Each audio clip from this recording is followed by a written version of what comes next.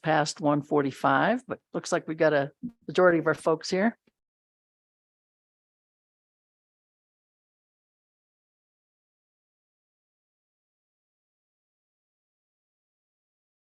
Our afternoon session, we're going to start off with Director Nesvik and also Speaker of the House, Summers, and they're going to give us a little bit of history and background on our fishing issues. And so I don't know which one wants to start, but have at it. Welcome. Madam Chairman, fellow committee members, thank you. I thought I'd try to give you just a brief background on where this came from. So probably 6 years ago, time flies, so it could be a little longer than that. A bunch of my fishing guides in my area came to me and asked, how can we look at regulating the number of boats that are commercial boats that are floating our waters? Because we were in Sublette County, we were seeing an ever increasing number of boat traffic. A lot of that boat traffic comes from Teton County. So eventually, in another year or so, I met with guides in Teton County. I don't know if Senator Grew was there, I think, and Senator Yan, or Representative Yan and Representative Schwartz. And I heard testimony from those folks. And I think the general consensus was worry. If we regulate, how would we regulate? There's existing permits on federal waters, both BLM, National Park Service, Forest Service, all of that's permitted. So they were worried about their existing permits. How would all of that flow together?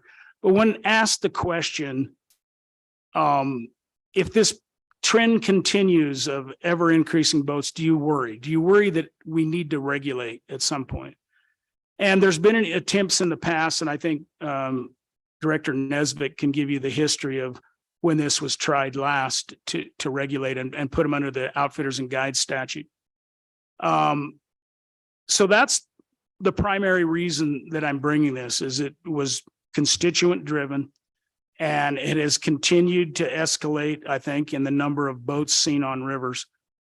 And at what point do we want to regulate? Because we're not really regulating to protect, at this point, to protect the fishery as far as quantity or maybe even quality. It's mostly to protect the fishery as it relates to experience of fishing. Whether you're going to have one good day out of 10 or whether you're going to have 3 good days out of 10 or 4 good days out of 10, the catchability of fish. And coming down, I had a young gentleman in the car with me and give him a ride down here. And I told him, all of this eventually happens. And I gave him the example of the free range. My family came in here before the BLM and before the Forest Service, and everything that was BLM and Forest Service now is federal land. It was open grazing. And, in my valley, my ancestors, we plowed across the valley and said no sheep can cross this valley from this point on. And we ended up, finally, people had to step in, right? Because we were literally at war with each other.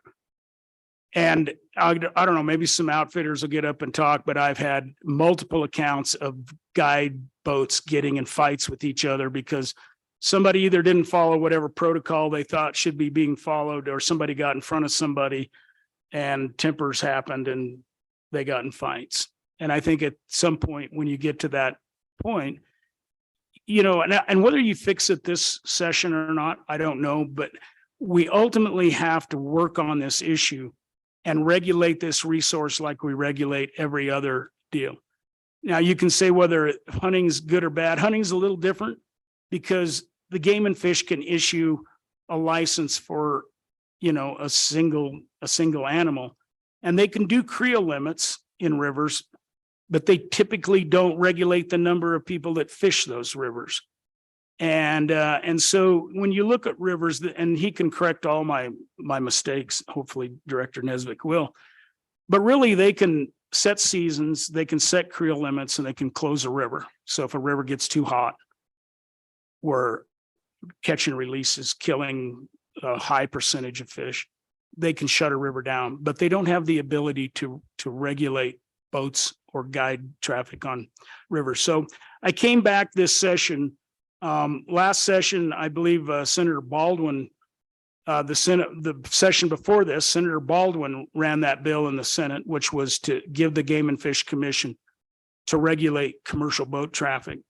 I brought that bill back out this session and actually had an outfitter and guide say, hey, would you work with me to draft a bill that would put them in the outfitter and guide statutes, put fishing guides in the outfitter and guide statutes and set up a structure. So what I did is look at Idaho. So around our neighboring states, Colorado, Idaho, Montana, they all regulate. They regulate fishing outfitters, fishing guides, however they claim it. Utah doesn't. Utah is the lone one of our neighbors. Not sure about South Dakota. I don't know if they even have any rivers to get for enough east. But so the outfitters, so in other states, and in fact, Idaho, they regulate guides for all hazardous sports. So if you're a mountain guide, if you're an ice climber guide, whatever, they make you get insurance. They make you have some training, and they require that. Outfitters and guides will be able to get up and talk more about what other states do and what they don't do. The advantage, and then I want to go back to these permitted waters. So the federal government permits the waters. I'm not quite sure how the Forest Service does it. It's on the same like as hunters, where it's so many use days. But I'm not sure if that boils down to each individual boat or if that boils down to you get so many days to float, and they can talk about that. BLM, it's, I think, pretty sure it's number of boats that they can, any particular outfitter can put in. They've capped that at various put-ins. That's the amount of use that we're going to allow in this access on this federal land. And that's kind of how the Forest Service does it. Another issue and another problem in Wyoming, and particularly in my area, is state lands. As we know, state lands doesn't like to regulate anything, and they won't enforce anything. And so they allow, the last time I checked, they allow outfitters and guides to get an outfitting tag on state lands, and it's pretty much statewide. I think an outfitter can put in to try to hold one area, but I'm not sure how that happens. But I know 6 or 7 years ago when I started this, there were only 7 of those statewide permits from state land put in.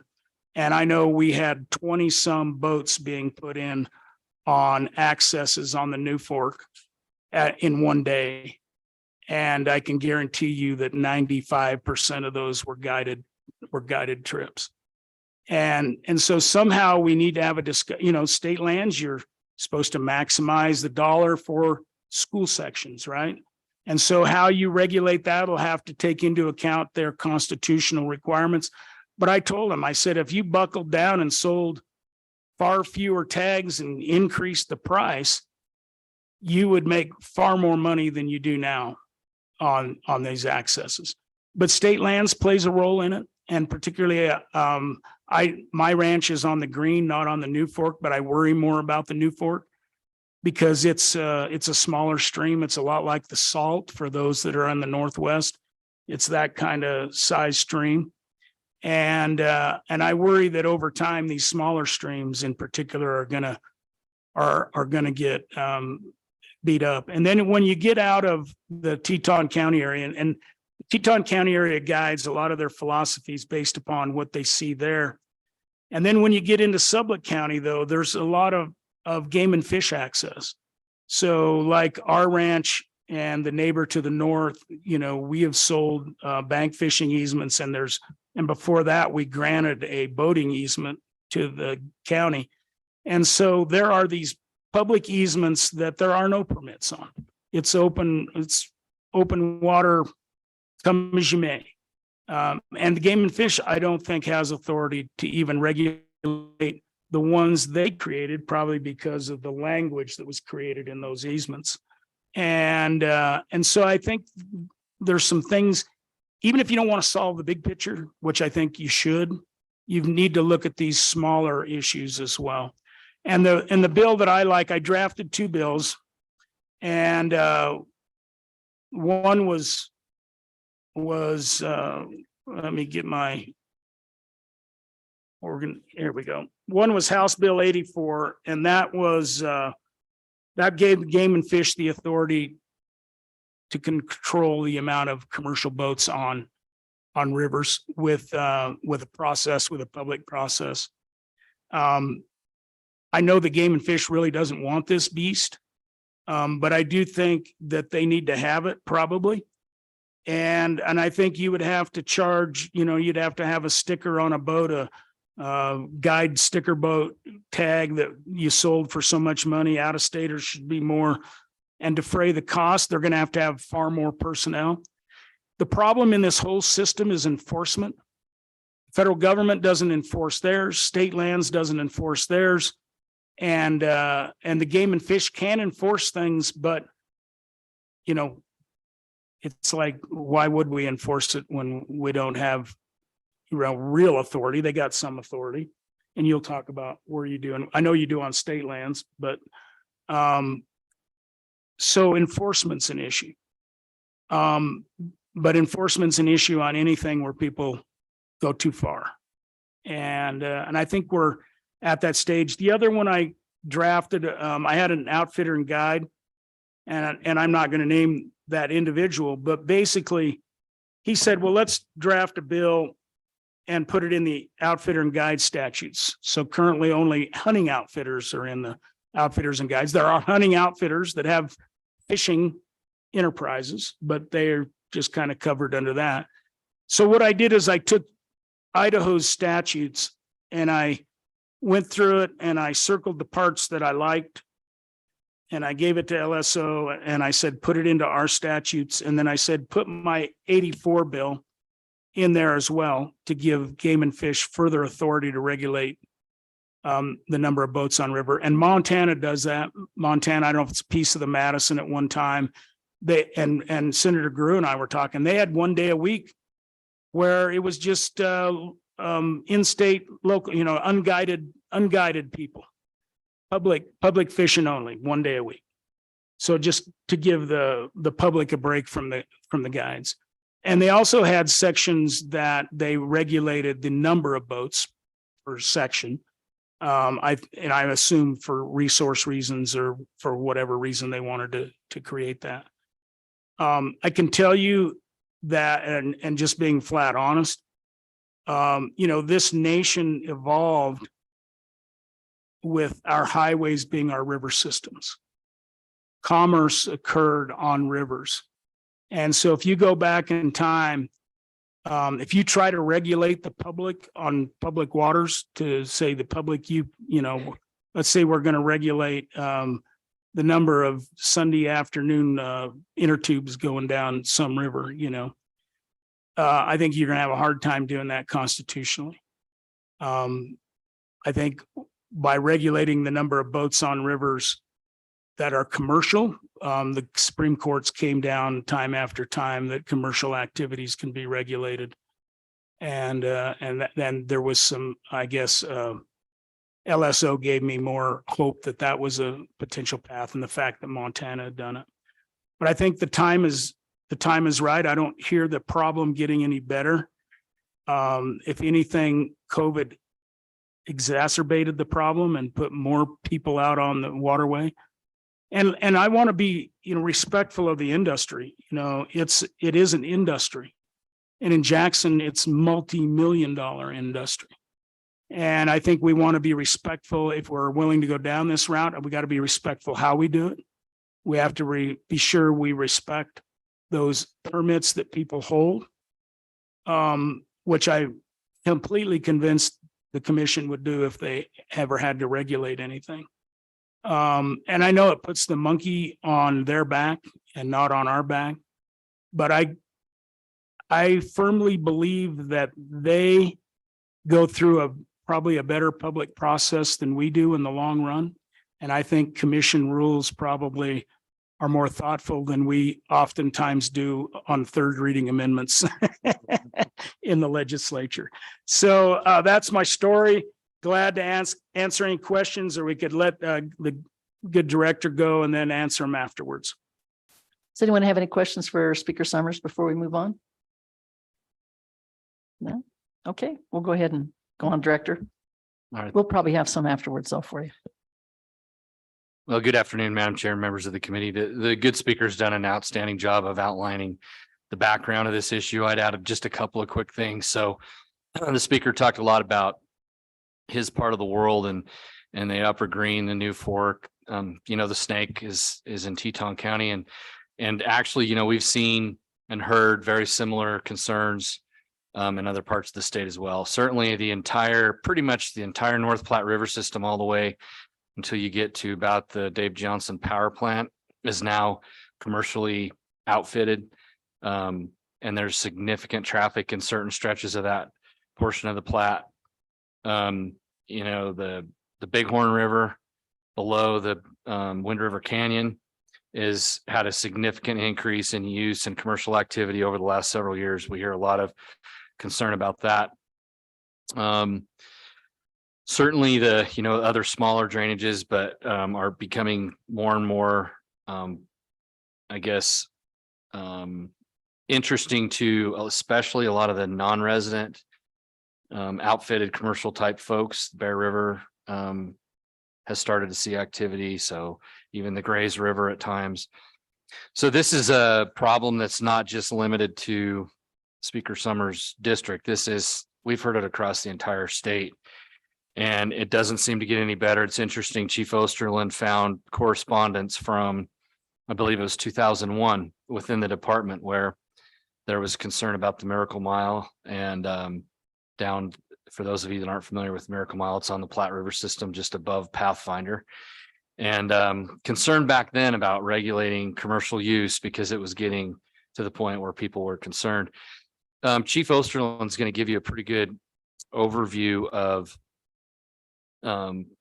what we've learned. We've done after this issue came to bear. You can go ahead and come on up, Alan.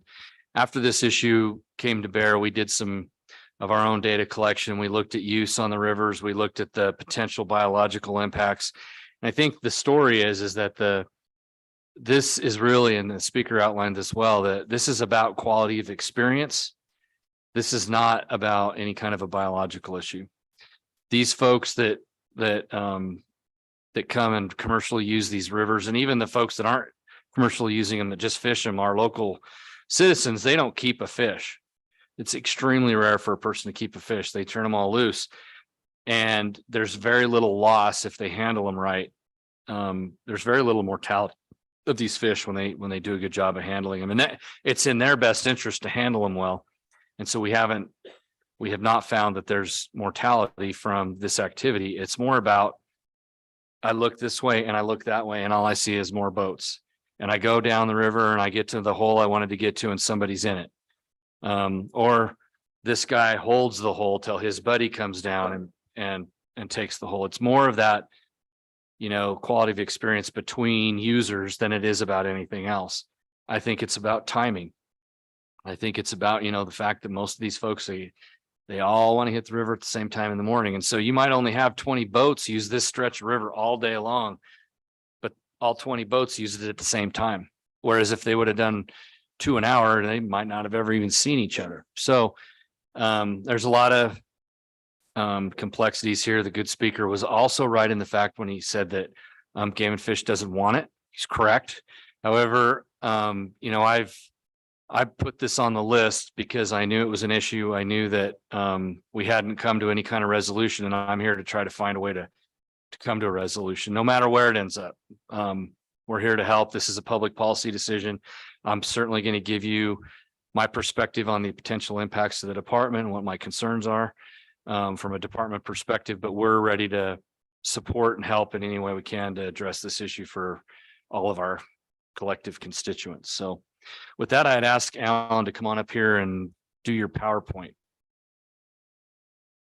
Before the chief gets up, are there any questions for Director Nezovic or the speaker before he takes off?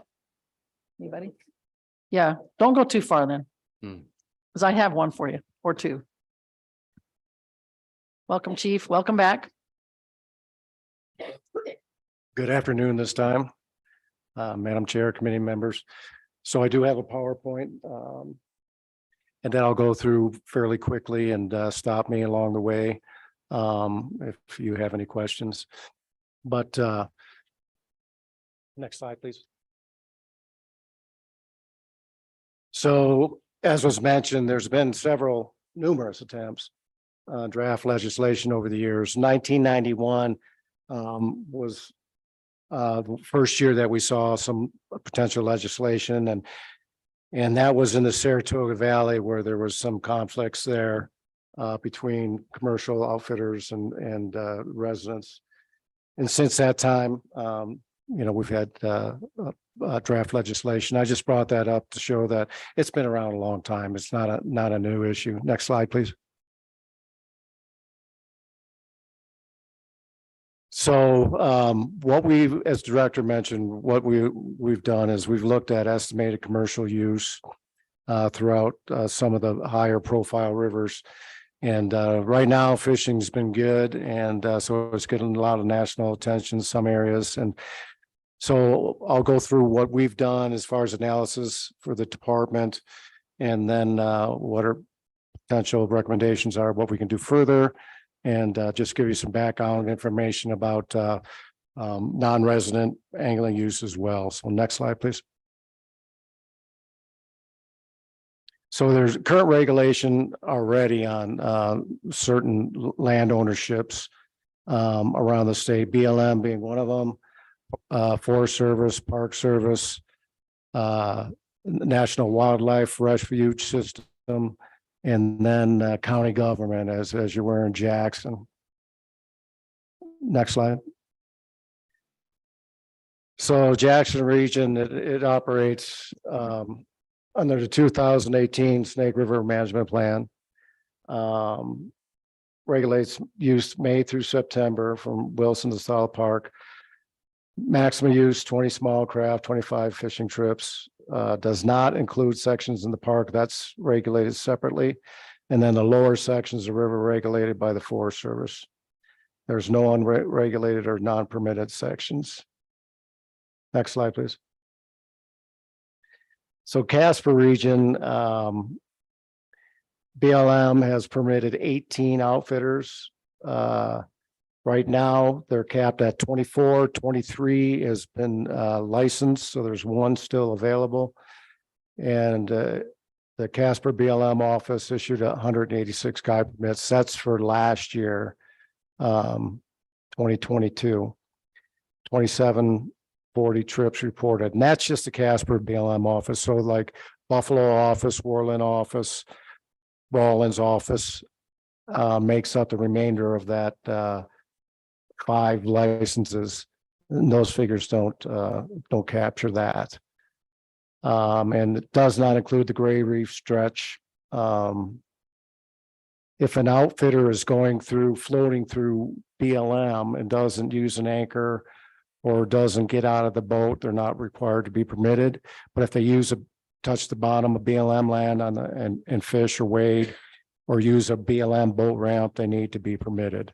Now that Gray Reef stretch, an outfitter can use a department facility, a boat ramp, to access the river and then get out on another boat ramp that's department maintained and operated, installed, and not have to go through the BLM process. So just to give you an idea of how much activity that they're getting there in that top 12 miles. And as the director mentioned, there's commercial use all the way down now through Casper down to basically Dave Johnson. Fishing is really good through that stretch, and the commercial operations are expanding. But without a doubt, the most significant is that Gray Reef section, that top 12 miles of river. And last year, they estimated, our crew in Casper estimated that 88.5% of the total use on the river was commercial outfitting and guides. So of 4,168 drift boats or rafts that they contacted, 3,693 were outfitted and guides. So really significant. And as I get on the presentation, you'll be able to see again how many of those are non-residents, which I think will be helpful for you. So I went through every region in the state, game and fish region. There's 8 of them.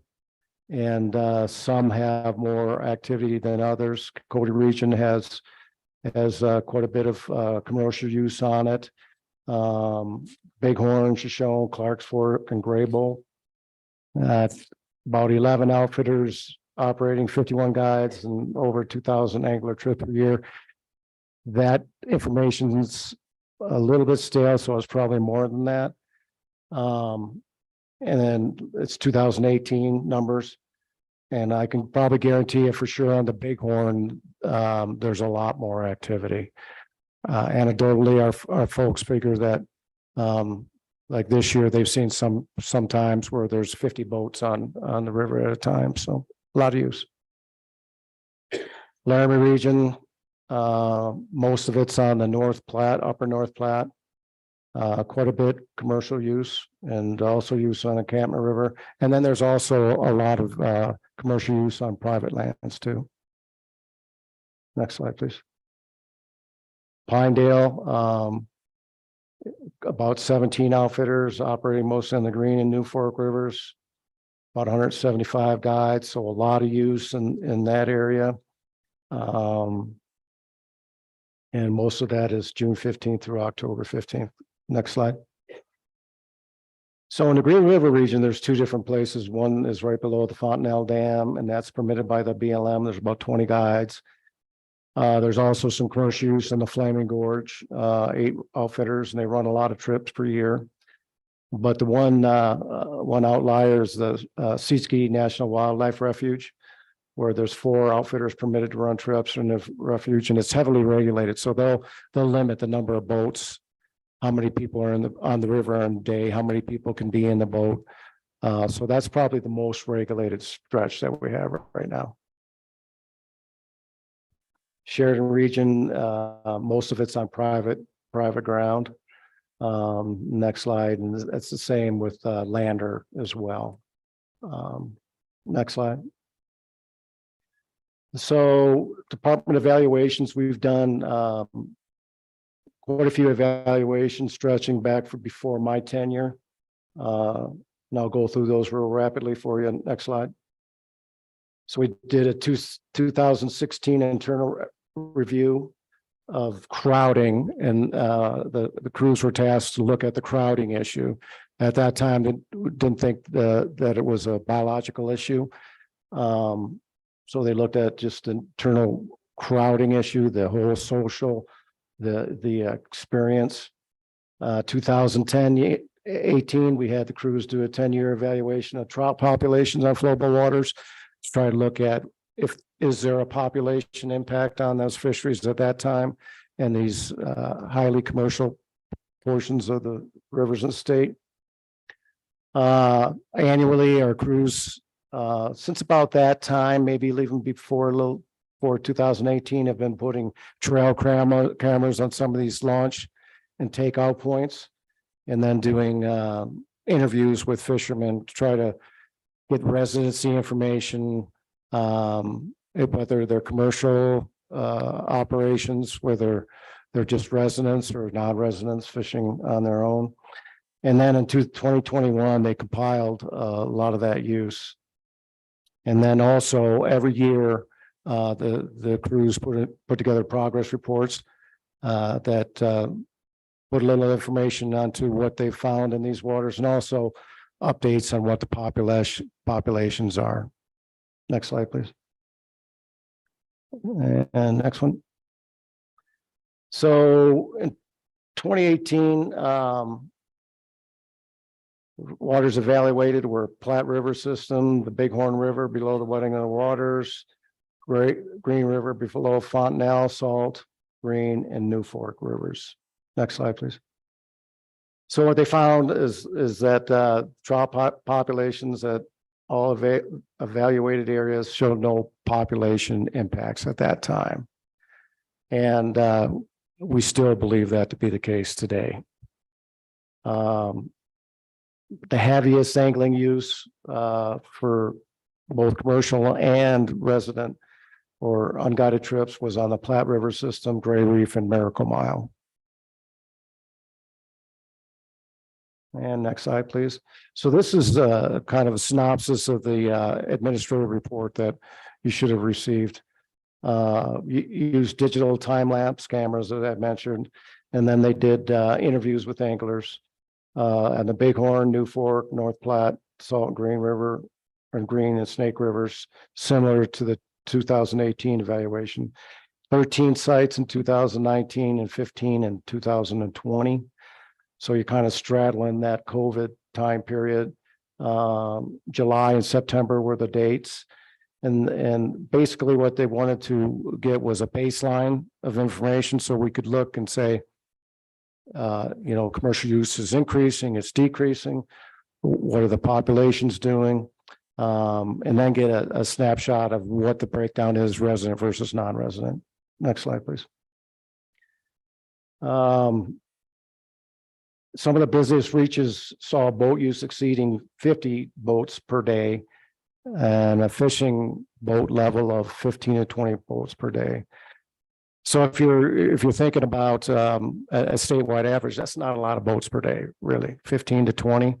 But as was mentioned, what they coined as a launch timing phenomenon when they were putting this report together, because they're scientists, they got to have some cool terminology instead of just saying they're leaving at the same time. But they were leaving at the same time. So when you've got 15, 20 operators that picking up their clients and all hitting the boat ramp at the same time, they're bumping into each other all the way down. Commercial guiding statewide made up about 20% of the boat anglers on all the rivers surveyed. The exceptions were the Upper Green, Lower North Platte, and Snake Rivers, which was the majority of those surveyed was commercial use. Next slide, please. So this is pretty interesting. This graph or this table has breakdown of resident, non-resident, guided, non-guided. So that you can see by the red, the Upper Green, Lower Platte, and the Snake, the guided trips are the majority by far. With the Lower Platte probably being even more than the 75.6. And then if you look at the non-resident breakdowns, like in the Lower Platte, it's almost entirely right now non-resident fishery, 86%. And you can speculate to why that is, but I've heard complaints that, these residents don't want to deal with it. They'll go other places. Next slide, please. So some of the results that are kind of telling, I think, is that the angler catch and harvest rates indicated almost universal adoption of catch and release angling, which is kind of what we're seeing over the years as we look at our regulations is outside of some of our cool warm water fisheries like walleye and those sort of species, like start keeping trout to eat as much as they used to. So they checked 2,072 boats and they reported catching 7,895 fish, and they only reported harvesting 4. And so there will be some mortality when you have catch and release, but it's not to a level that we think it's having a population impact, much less than that. So what we recommended, and the crews are continuing to capture the time lapse camera information, and then we'll reevaluate it every 3 to 5 years or sooner, depending on what the committee lands on. And then perhaps an angler opinions and attitudes survey to see both resident and non-residents, the desire to regulate commercial guiding or boat angling. Next slide, please. Another thing that they recommended was sampling at different times of the year. Tailwater fisheries below dams and stuff are more fishable year round. So we might need to do some earlier sampling in the year. And different time periods to evaluate the commercial use on those two, and then continue to evaluate the annual progress reports, make sure that there is no population impacts that we're seeing. But I will say that a lot of times when you're evaluating a population, there's really not one significant factor outside of like a winter kill this year where you can put your finger at, yeah, that killed a lot of critters. It could be multiple factors. From fisheries perspective, it could be lack of flashing flows, timing of the high water, that can impact the population. So a lot of times it's multiple things, I guess is what I'm saying. And next slide. And with that, be glad to answer any questions.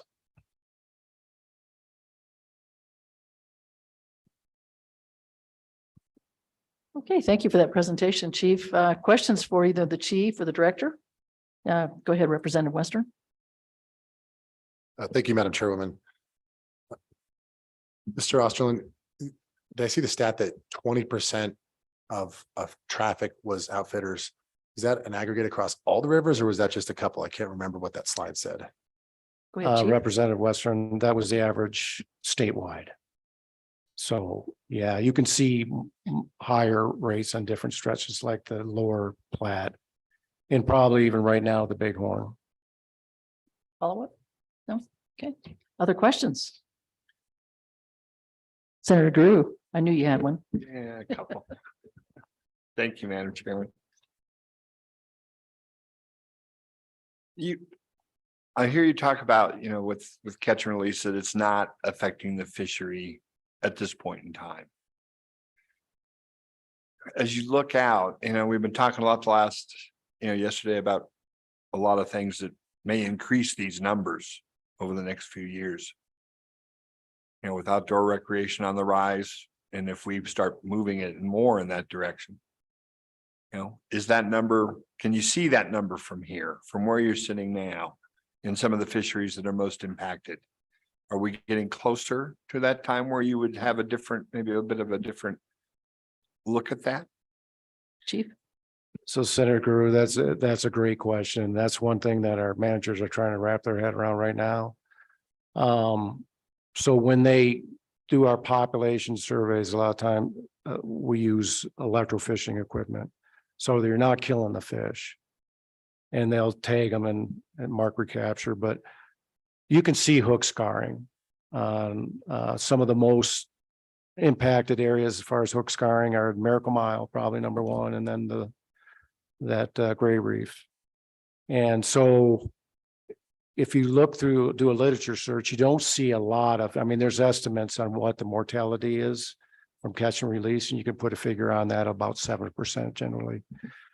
But obviously, as a fish, more pressure on the fish, they get caught multiple times. Depending on the hardware, it can do some significant damage. So as they've been doing their surveys, they've been classifying the fish that they're handling as 4 different types. Number 1 is no hook scarring, no damage. Number 2 is 1, or you can see a hook scar. Number 3 is multiple hook scarring, and number 4 is significant damage, like a mandible that's detached. The 4th category is something where the fish probably isn't going to survive because the damage is so significant. So they're evaluating that right now, and so our folks are a lot of times on the cutting edge of stuff, and this is another area where they're taking initiative to look at that. And that's primarily in that lower Platte system was what you're looking at. And so we'll have more information on that. And I don't think we're on the cusp of any significant impacts due to the fishing pressure right now. I think that we are in some areas reaching the boiling point as far as social capacity, what people are willing to endure. And I think maybe the lower Platte and that gray reef area is indicative if you're looking at number of non-resident versus resident anglers. But a long answer to Your short question is that I don't think we're there yet. Go ahead. Okay, let's talk. Thank you, Madam Chairman. Okay, let's talk about the experience part of it for just a second then. You know, you say right now, we don't see a problem from a fishery standpoint. We might see it in some places over the horizon, but we're not there yet. But when we talk about the experience, from the Fish and Game's point of view, doesn't that have a cost and an impact as well? As far as we heard testimony yesterday talking about just folks using trails. About saying, well, they're not hunting, they're not, but it has an effect on the wildlife in these areas. It has effect on what's happening as far as the ecosystem in total, which is your bailiwick. Well, how does that play for you when you look at some of the issues that are brought up? How do you see that? I'll preface it by saying, I know you don't want any part of this. I got it.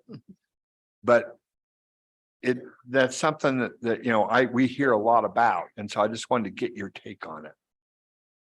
Chief Yeah. or director, either one? Yeah, I think I'll take a stab at this one. Thank you. I can read his mind. We've worked together for 20 some years, so.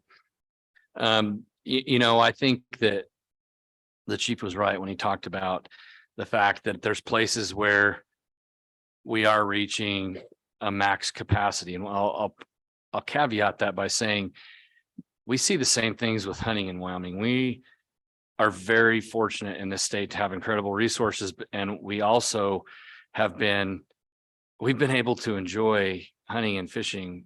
Our residents have for many, many years with a much lower level of having to see other people when we're hunting and fishing.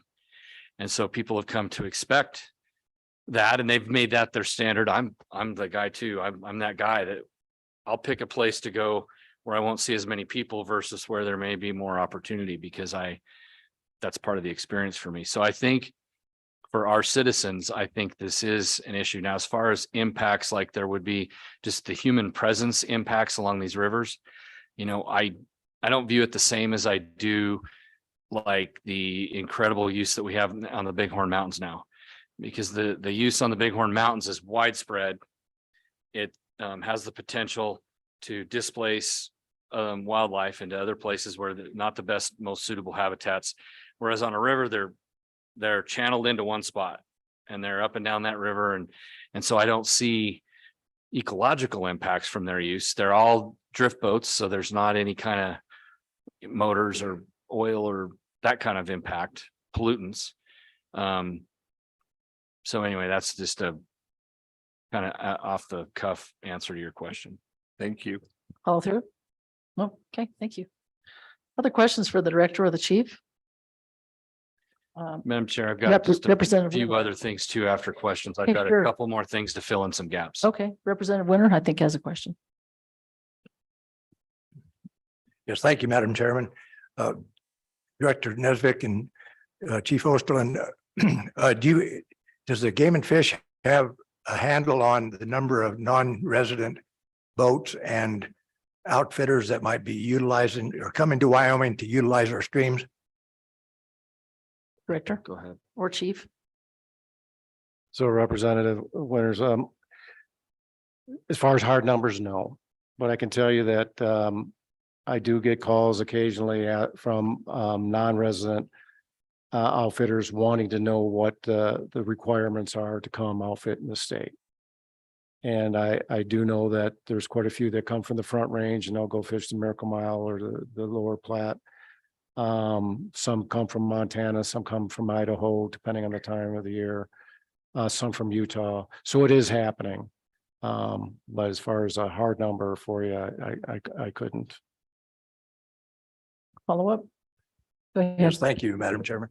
Do you think that's something that we should really find out if we're going to start licensing people?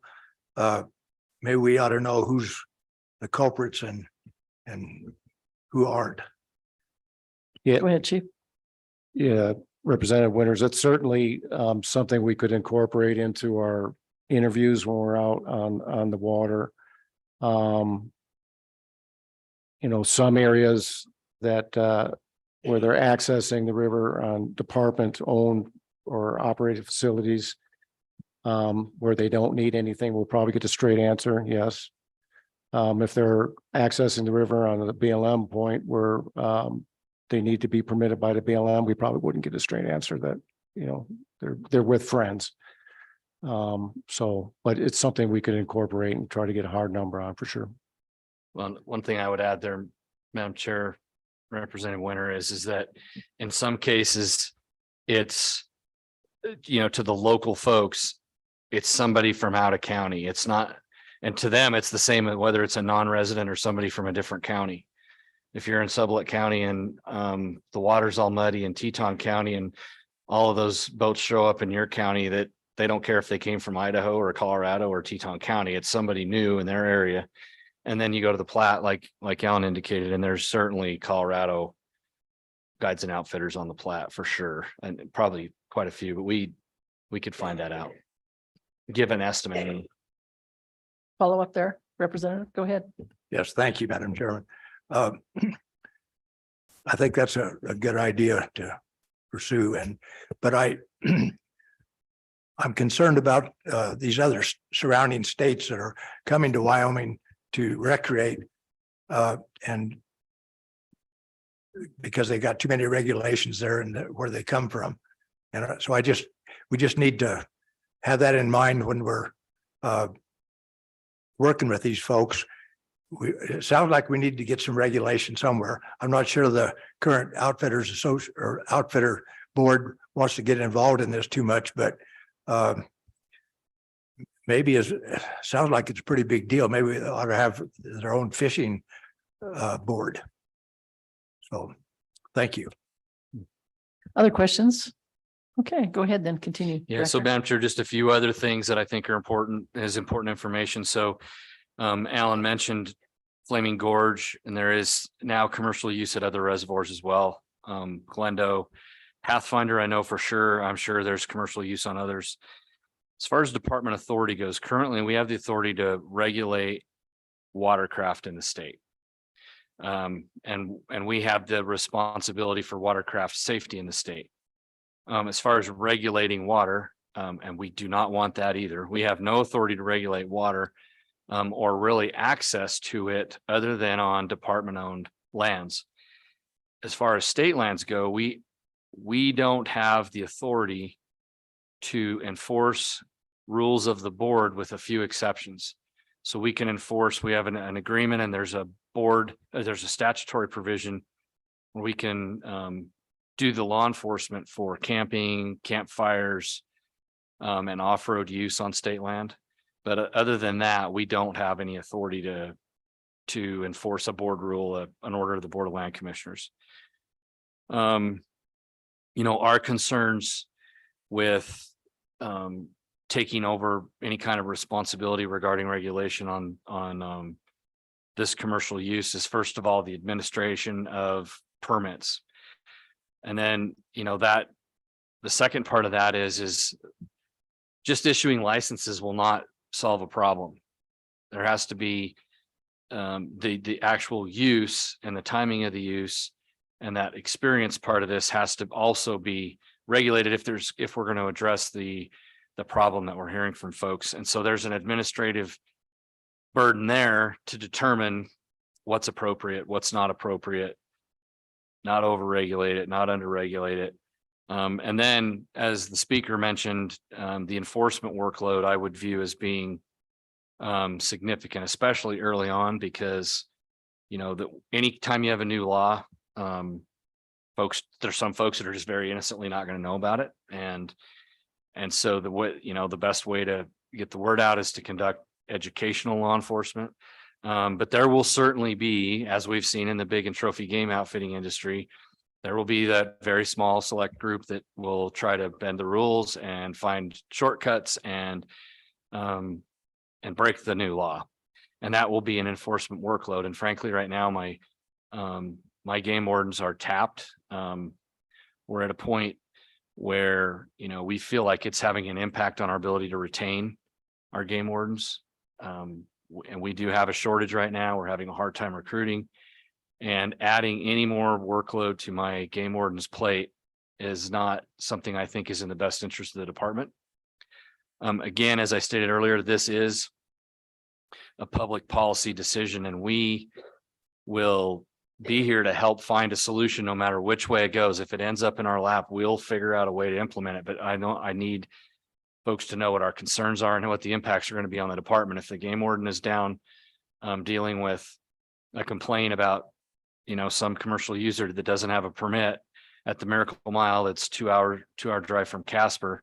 That means that game warden's not up on Alcova Reservoir dealing with watercraft safety, or up conducting wildlife flights, or up dealing with black bears in somebody's backyard.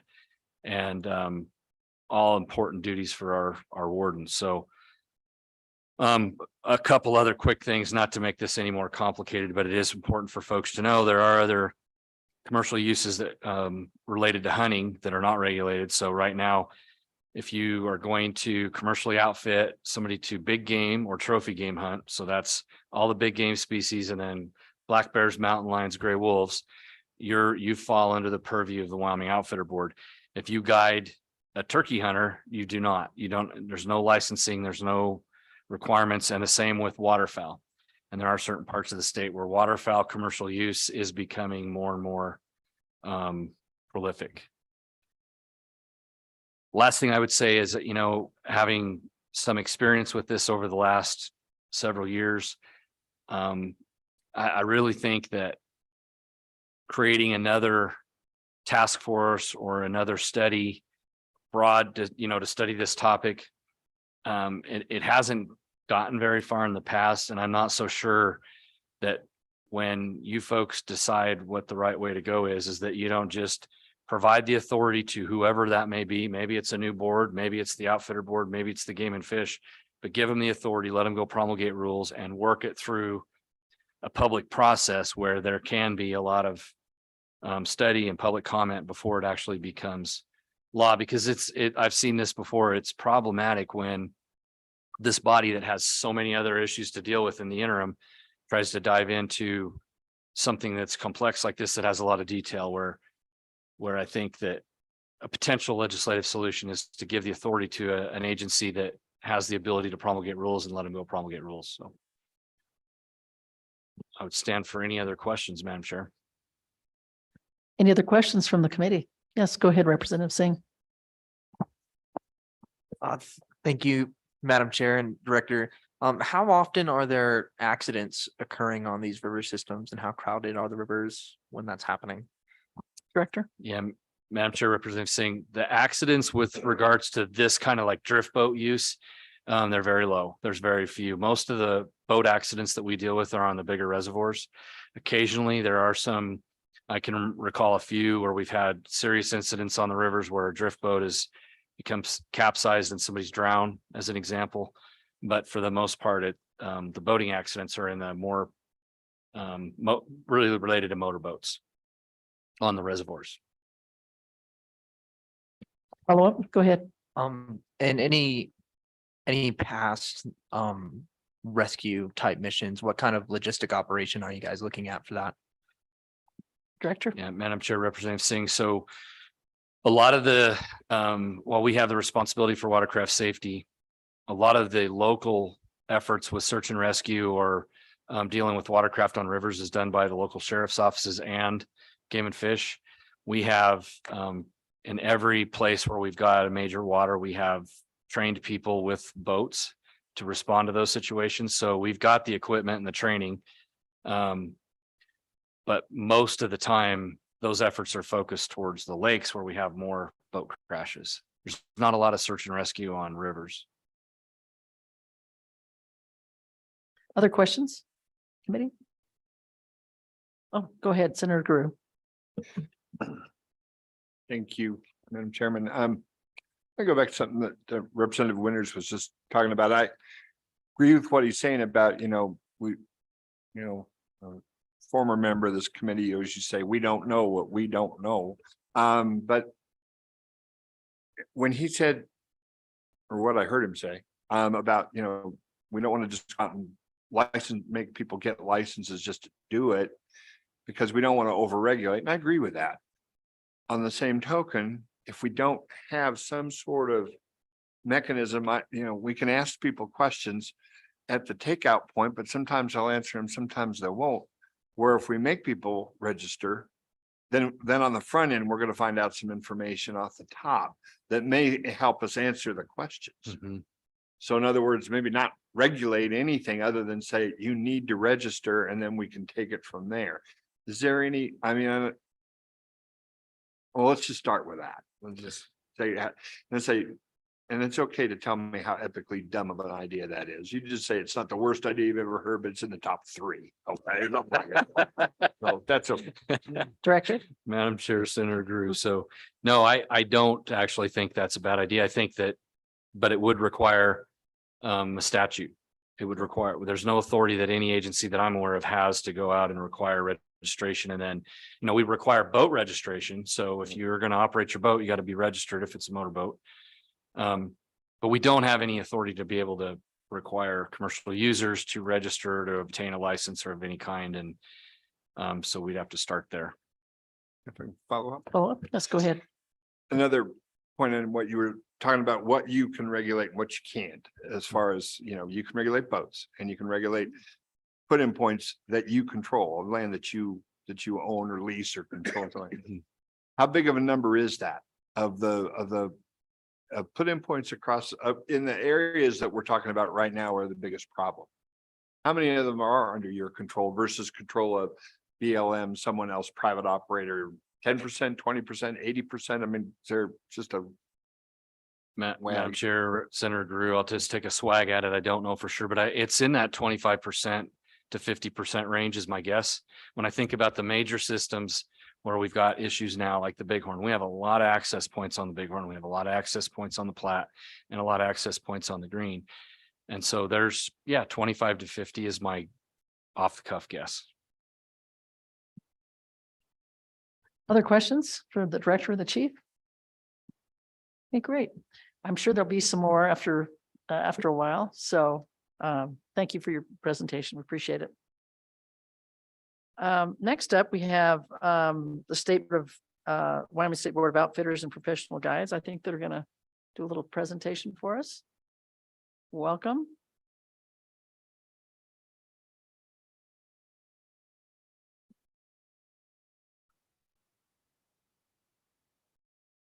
Please introduce yourself and let us know who's going first. Great. Thank you, Madam Chair. Appreciate the time. I will introduce us and then we will provide some comment. I'm Teal Wyckoff. I am a public member at large on the Board of Outfitters and Professional Guides. And I am going to also introduce our board administrator, Amanda McKee, and one of our outfitter board members out of the Cody region, Lee Livingston. And with that, I'm going to turn it over to Lee to provide comment. Thank you, Lee. Go ahead, Mr. Livingston. Madam Chair, Madam Co-Chair, members of the committee, thank you again. Chairman Wyckoff. So I'm Lee Livingston. I'm an outfitter member of the Wyoming State Board of Outfitters out of Cody. I hold a permit on the Shoshone National Forest and the Bridger Teton National Forest. And I will agree with Representative Winters. Nobody wants this. Outfitter Board doesn't want this. Game and Fish doesn't want it. But I will tell you what I've shared with my other board members. I do have the other 3 outfitter board members are here in the audience. This has been something that's been boiling around for years, as you've been made aware of by the other testimony. And actually, fishing outfitters were part of the original legislation that formed the Outfitter Board in 1989. It was stripped out from opposition from the fishing outfitters. So it's been rolling around there, and you saw the timeline provided by Chief Osterlin about how long this has been being punted around. I shared with my other board members over the past couple of years that I would rather be driving the bus than being getting run over by it. I think this is coming. I think this is coming to the outfitter board. We would very much like to see a fishing only outfitter board, but I don't think that is realistic. We had a work session. We invited some folks from the fishing industry there, and I've visited with multiple fishing outfitters over the years, as well as Speaker Summers. about this issue. So I see it, and my board sees it as kind of a two-pronged attack right now, or two issues that need to be addressed. One is licensing of fishing outfitters. Personally, and I think some of the other members of my board agree that outfitting is outfitting. If you are going to provide a publicly guided service, you're an outfitter, especially on public lands and as well as private lands. But if you're taking remuneration for providing a guided service, you're an outfitter. I don't think my board is quite ready to take on ice climbers or backpackers, but fishing does seem like it might fit under what we regulate. The other one is the regulation of where these outfitters can operate.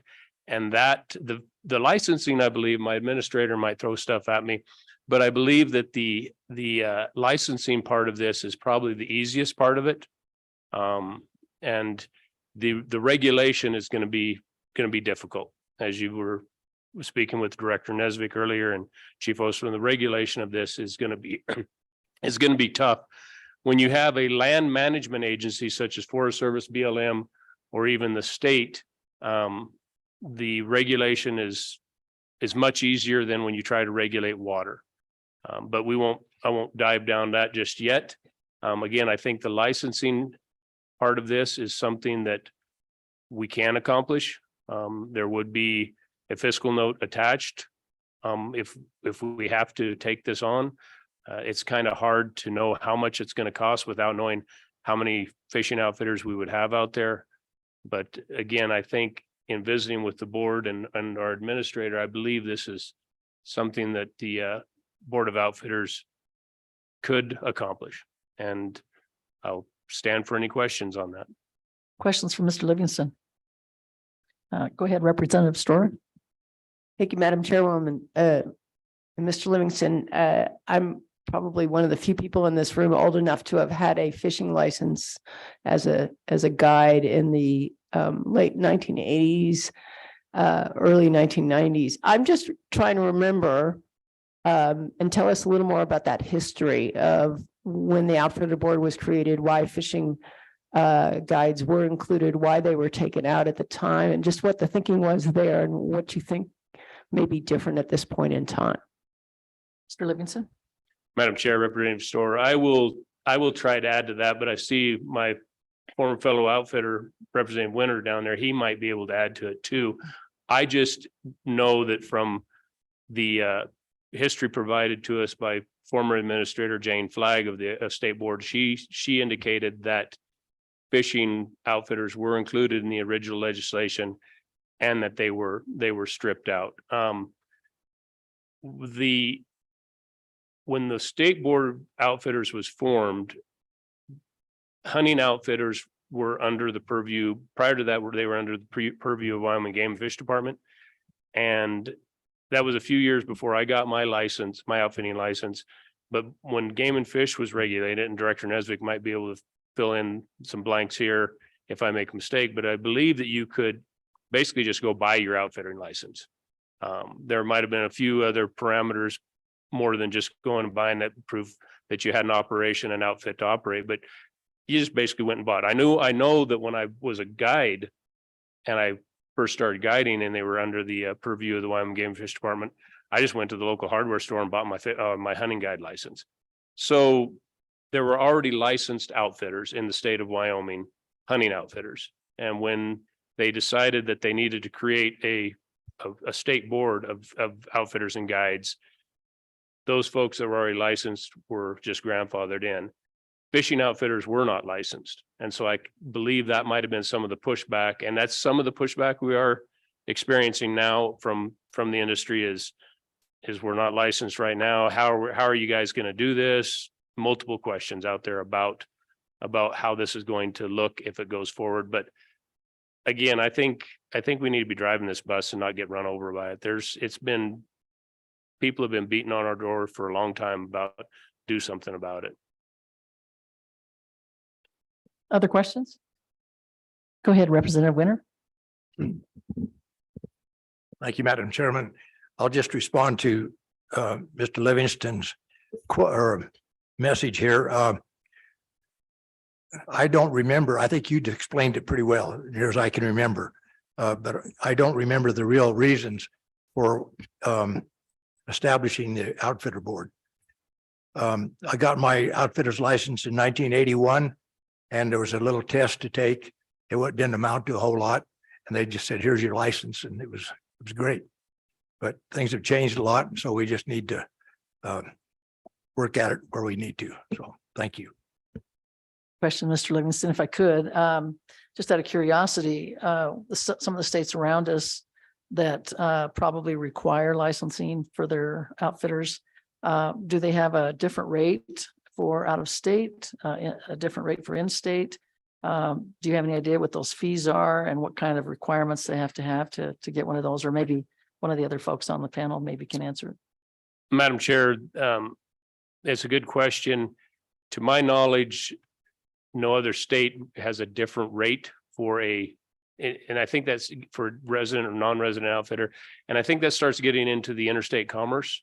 And and Wyoming and I'd asked my administrator earlier, but for quite some time, a non-resident could not be an outfitter. One of the first businesses I bought from an individual who owned the business, but could not be the outfitter because he was a non-resident. And I bought my first business in, I think, 95. So somewhere in the mid 90s, it did change to where a non-resident can be a hunting outfitter in Wyoming. But again, we don't charge a different rate for that.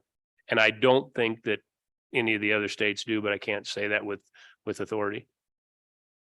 Other questions? Just one other one on this. Do you think that if we did start licensing,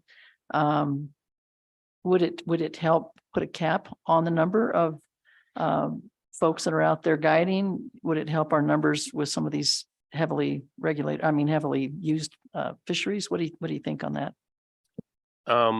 My gut feeling is yes, that you would see a reduction in some of the numbers off the bat, because there's going to be some folks that say, I don't want to deal with it. Because if you start falling under our purview, ours being the State Board of Outfitters, under our current regulations, if you're going to apply to be a new outfitter, it's a fairly substantial application fee, over $1,600, or maybe it is $1,600. Our license fees, we are the highest license fee in the state of Wyoming. My license cost me $600 a year. I think a doctor's license is a lot cheaper than that. And I think there's going to be some folks who just say, we don't want to deal with it. I spoke with some folks in the industry and they felt the same thing. One thing I would like to swing back, and if I answer your question, one thing I'd like to swing back to is the authority to regulate.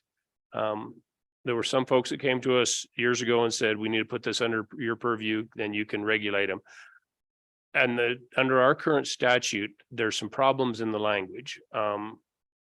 It says it's given the outfitter board the authority to apply or approve or deny areas of authorization. It's in the statute on 23-2400 paragraph C Romanesque V. There was an attorney general's opinion that came down years ago that stated that given that language and the way that language was written, we did not, being the state outfitter board, did not have the authority under that language to approve or deny areas of authorization. We made an attempt to have that language corrected as far as we felt. It didn't happen. It was years ago. But if we move forward with the state outfitter board being given this task, under our current statute language, according to the past attorney general opinion, we would not have the authority. So there would have to be some tune up on the statute. And if we head down that road, I'm sure the statute's going to have to be opened up in order to put in the fishing outfitter language. So that would be the time to do that, make those corrections. Other questions or comments? Okay, we'll go ahead and I'm sorry, Representative Western. Thank you, Madam Chairwoman. Mr. Livingston, do you think that there is a revenue capture argument in this entire dialogue? Because right now, if I live in Driggs, Idaho, I can take my boat, all my stuff, drive to Wyoming, use our infrastructure, use our facilities, and the state is not capturing any type of revenue from that non-resident outfitter. Do you think there's a revenue component to this whole dialogue as well? Mr. Livingston? Madam Chair, Representative Western.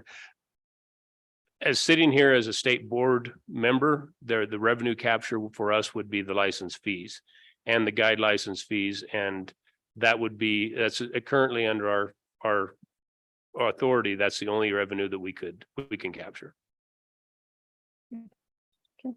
No follow-up? Okay, Madam Co-Chair. Thank you, Madam Chairman. Are you a self-sustaining board? Do you bring in enough money to do your operation? And would you foresee if we gave you this extra fishing guide responsibility that you would be able to continue that sustainability with a structure of fees for guiding and outfitting that would correspond with the additional enforcement that you would need to provide and possibly a additional administration that you would need to provide? Ms. McKee or Ms. Wentloff, either one of you. Oh, go ahead. So we are self-funded. We only run off the license fees that we bring in. If we were to take on the fishing side of things, our staff would have to grow, especially on the enforcement side. We have one investigator that does the whole state right now for hunting. There's no way he could do the fishing side of things. Revenue wise, hard to project because we wouldn't actually know how many new fishing outfitters would come in. Follow up? Yes, go ahead. What is your budget? I want to say it was 812,000 and some change was for the last biennium. Okay, I think we'll go ahead and turn the time over. I'm not sure which is which now. Which one's Ms. McKee? Oh, that was you. Okay. Ms. Wentloff, did I say it right? Yes, thank you. Go ahead. Yeah, I think that's what Mr. Livingston provided was the views of the board. So if there aren't other questions, we thank you for your time. Other questions for the members of the board or the administrators? Yeah, go ahead, Representative. Thank you, Madam Chairwoman.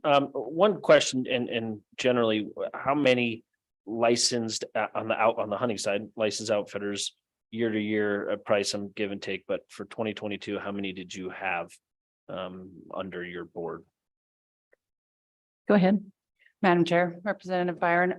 For 2022, we had 308 outfitters and roughly 1,300 guides.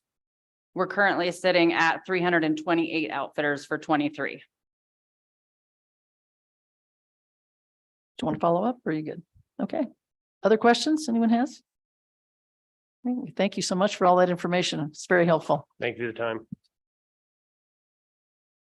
Next up, we have LSO. I think Kelly, and I'm not sure if Lucas is coming up. They're just going to do a real quick high level view of the information that they provided to our staff, or excuse me, to our committee. And so if you want to look in your book, I'm not sure, Kelly, which part she's going to do first, but are you going to do both or just the one? Madam Chairman, I just have the memo on licensing of fishing outfitters and Perfect. guides. All right. Go ahead, Kelly. All right. Thank you, Madam Chairwoman. A lot of this has been touched on by Speaker Summers, so I will just quickly go over fill in some gaps. Out of Wyoming, surrounding states, and North Dakota, 4 states regulate fishing outfitters and guides. That's Colorado, Idaho, Montana, and North Dakota. Each state defines fishing outfitters and guides differently. However, they're all relatively the same. They refer to people who solicit to provide or provide for compensation outfitting services for fishing on bodies of water that they do not own. And guides typically work for outfitters. Outfitters may operate as guides. However, guides may not operate as outfitters. Across those 4 states, outfitters and guides must be 18 years or older. have first aid certification, and the necessary fishing permits and permission to carry out their activities. Some states do stipulate experience requirements, such as Montana, which has a required 120 days of verifiable experience in 3 years. And for guides, there's also a experience requirement of 1 season at least of the relevant activity. Fishing or hunting is also regulated under the same guidelines. And Montana fishing outfitter license applicants must also pass an exam related to their applicable outfitting guide or guide activities. Same with Idaho. There's an exam component, and Idaho does have the authority to limit the number of outfitters licensed to operate in a given area in the interest of conservation. Colorado and Idaho require outfitters to hold a $10,000 surety bond. Colorado and North Dakota stipulate minimum liability insurance coverages for accidents in statute. And Montana's outfitter fees are the highest at $1,800 for a first-time application, while North Dakota and Colorado's fees are the lowest. In North Dakota, there is a different fee for resident and non-resident outfitters. It's $100 for a resident, $400 for a non-resident. And Colorado also has one of the lowest fees of $107. That's the same for outfitters and guides. And Madam Chairwoman, if there are any questions? Any questions for LSO, for Kelly? Yes, go ahead, Madam Chair. So Kelly, I'm sure you said it, but does each of these states require insurance and liability insurance? And Madam Chairwoman, Chairwoman Newsom, I could find that Idaho and Colorado have a requirement for a liability insurance. Oh, sorry, that's the surety bond. Colorado and North Dakota stipulate their minimum requirements. The other states do not have that stipulated in statute, but it could be in rules. I could look into that more. do Go ahead. I'm sorry. Do our outfitters have to have liability insurance? I I'm would getting refer nods to from the the, board. Is that, so kind of, I see this partly as a consumer protection Mhm. for people that are hiring folks to take them out fishing. And we don't have any regulation that they have to have insurance to do that. And so I think that's a consumer protection piece that we maybe should consider as well. Thank you. Of course. other questions for Kelly? Okay, thank you for that. That's Sure. very helpful. Appreciate it. Well, at this time, I think we'll go ahead and open up comment from the public. I'm sure there's some here in the room that would like to comment. I think we may have a couple online. And just as a reminder for those folks that are online, if you do want to testify, make sure you put your little hand up. And we are going to try to be out of here by 4. So we've got 55 minutes. And we might need just a couple minutes beyond that to get our directives for the following deals. So if we keep it fairly succinct and let us know we really want to hear from you though. Thank you. Go ahead and introduce yourselves. Tell us where you're from. There we go. Madam Co-Chair, members of the committee, my name is Paul Ulrich. I'm a professional fly fishing guide out of the Pinedale region, excuse me. If I'm a little upset, it's because I kind of feel like I'm back in high school at prom and getting rejected over and over. Game and Fish doesn't want us, outfitters don't want us. I'm starting to get a complex. But I will tell you from some of our perspective, I want to cover a few issues for consideration as we work through this issue. And hopefully certainly not today, but throughout the interim and perhaps as long as it takes, we put in the measures that are necessary to protect our resource. And you heard it over and over again, protect the quality of the experience. And that's very critical for us that do this for a living, either part-time or full-time, or whether you're an outfitter or just a guide like myself. It's ensuring that when we're taking our clients out, we're giving them that quality of experience that we all know and expect in Wyoming. And if you have fly fished on a guided trip elsewhere, and I'll look to our neighbors to the south, it's a bit of a different experience. And to some extent to our neighbor up to the north. We have something special here, and all of us that care deeply about our waters and the service we provide our clients want to make sure we keep it. So as we work through the issue, you know, first and foremost, I think that quality of experience is important. You know, whether or not there's a biological reason for the fisheries itself, for the experience, if you run over a fish enough times, like all of us, they tend to get a bit gun shy, and we certainly want to avoid that. One other consideration I think is important is from a regulatory standpoint, Wyoming is largely the Wild West when it comes to commercial guides. Yep, the guide or the outfitter in most cases acquires either the BLM or the Forest Service permit if it's applicable. And for those few that are the Teton County folks have their own set of rules up there, and Seaskiddy does it well as well. But the bottom line is if Senator Jones wanted to hang out a shingle and start advertising for guiding tomorrow, that could happen. There are some challenges with that. Can that individual row a boat? Does that individual, yes, you can. Does that individual have proper safety training? Do they know the water? Are they going to make sure that their clients are safe and they know what to do if they do run into an incident? And today, outside of the voluntary measures of the commercial outfitters, and gentleman to my left is one of them, outside of the voluntary measures, that is largely unregulated and certainly unchecked and certainly unenforced. So between quality of experience, a very valid safety issue, I do want to bring up another issue that's important to us all, and that's fair competition. When we don't have a permit or a licensing situation in Wyoming, it does lead to out-of-state outfitters, guides, et cetera, coming across the border all day, all summer long, competing with in-state operators that are doing it right and want to play right and want to play by the rules.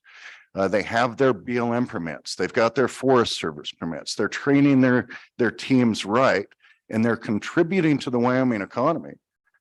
There's a number of outfitters clearly coming from out of state that none of that applies to, and we're certain there are no economic benefits for them to apply to, other than they're running across the border, they're on our water, competing with our guides and our resources, and then heading back across the border. They're not contributing to a lodge in town. They're not buying flies from the local fly shop, and they're not hiring a local guide. That's an issue we need to come to grips with in Wyoming. I really believe that fair competition is a consideration, Madam Chair, Co-Chair, that I think is something that needs to be discussed as we work through this issue. So with that, in the interest of time, I'm sure Blake and I'd be happy to answer some questions, but sir. Real quickly, my name is Blake Jackson. I am one of the owners of the Ugly Bug Fly Shop and Crazy Rainbow Fly Fishing in Casper. Currently, we employ about 38 people and do a couple thousand float trips a year on the North Platte River system and the Bighorn,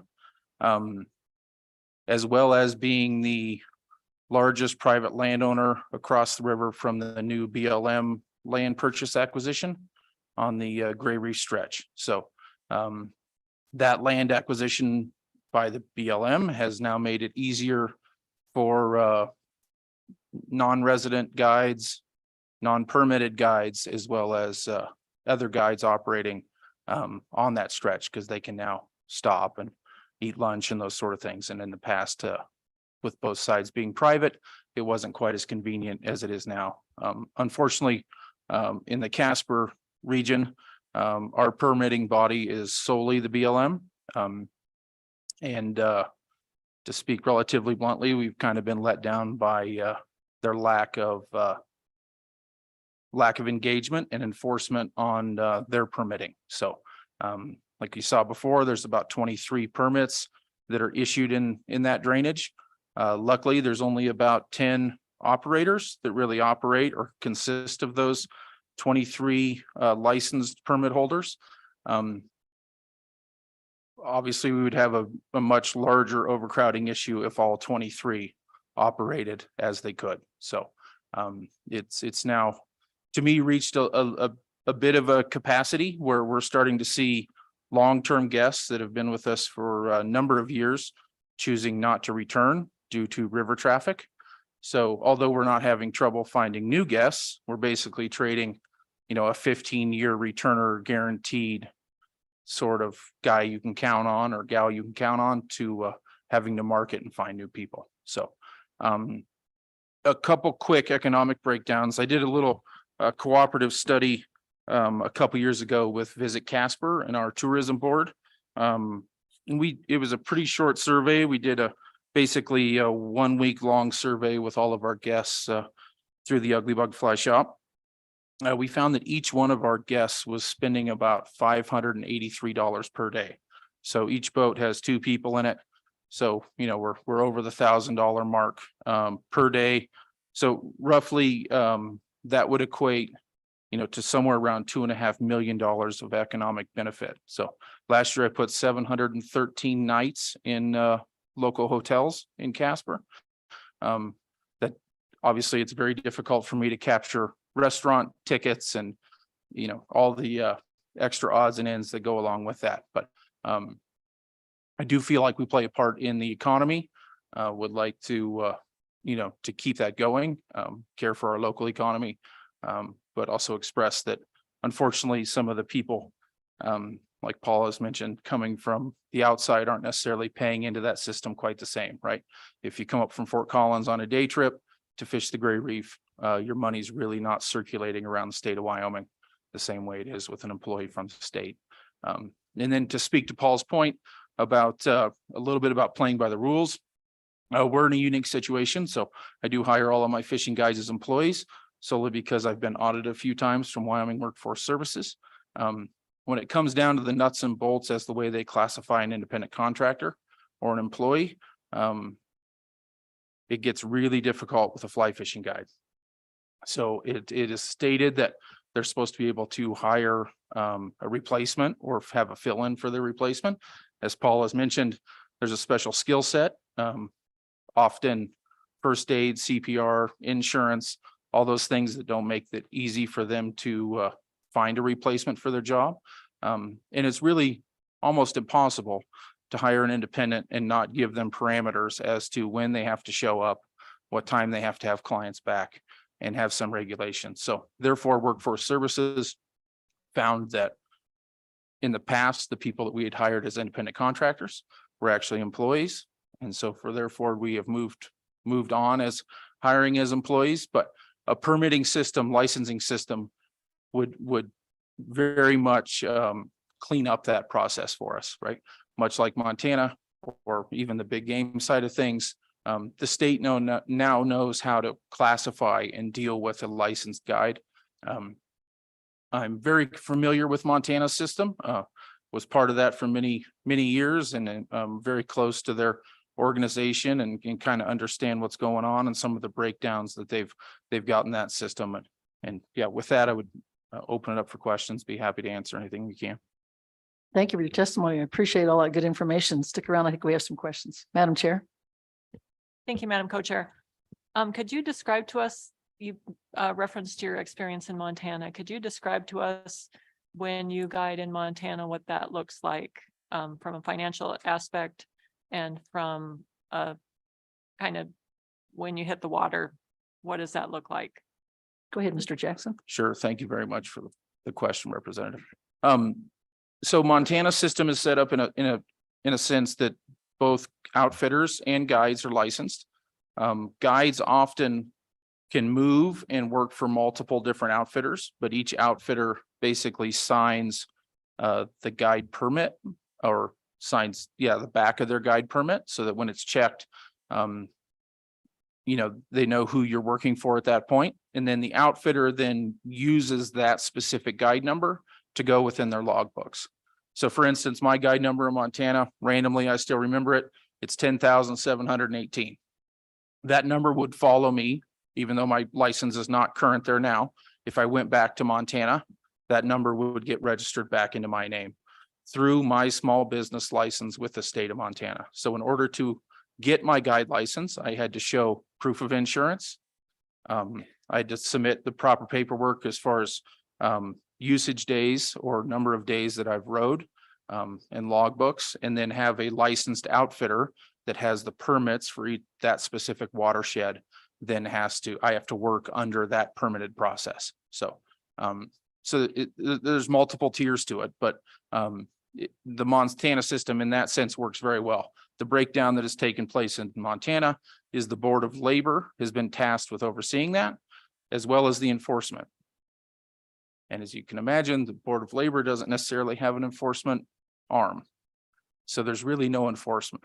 So they're stuck in this middle ground where people are paying into the system, but there's really no one checking up on if it's operating properly, right?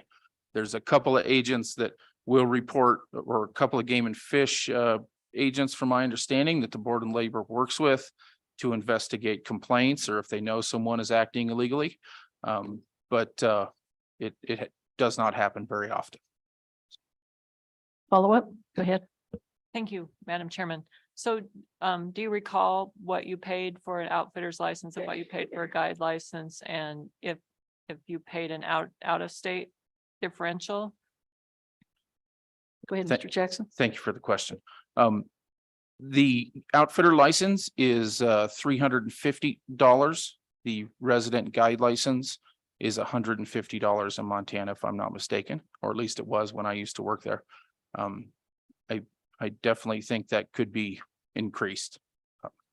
And if Wyoming was to enact something like that, I think we have a much smaller number of guides than Montana does, right? For instance, I worked out of Bozeman. Bozeman has a couple of thousand guides versus the state of Wyoming. I would guess we're probably somewhere around 250 guides that would hold a guide permit.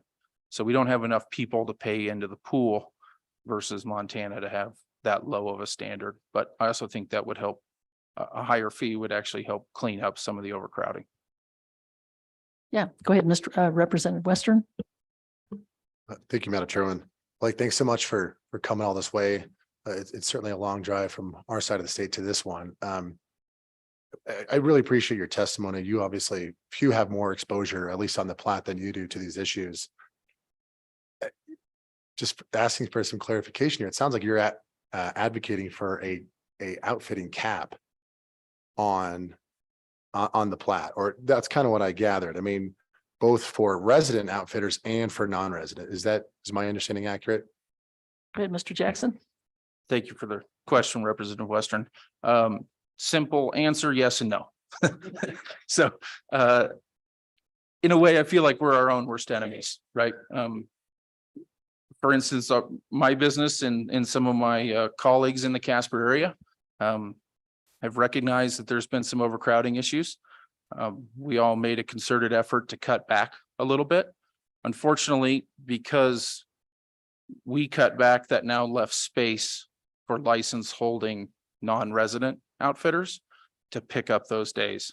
So although our goal was to reduce the overall footprint and the number of anglers being guided down the river, we really didn't do that. We actually increased it because now the non-resident outfitters are marketing heavily because they're now having to provide enough work for their guides to come live in Wyoming or work out of Wyoming for a period of time. So in a way, it's I wouldn't say backfired on us, but it didn't work as planned. So I do think taking a hard look at usage numbers and having some data as to what constitutes overcrowding, and that's where it gets really fuzzy. Because in Wyoming, growing up in this state, if my grandfather could see someone else fishing, we never fished, right? We would move until we could no longer see someone else fish. And for a lot of our surrounding states, fishing across the river from someone or fishing next to someone is the norm, and they don't consider that overcrowded. And where do you draw the line in a social issue of what is overcrowding and what isn't? But I do feel like we're reaching a point that it's not really healthy. It's not healthy for our fisheries. It's not healthy for our staffs. And it's tensions are on the rise. So.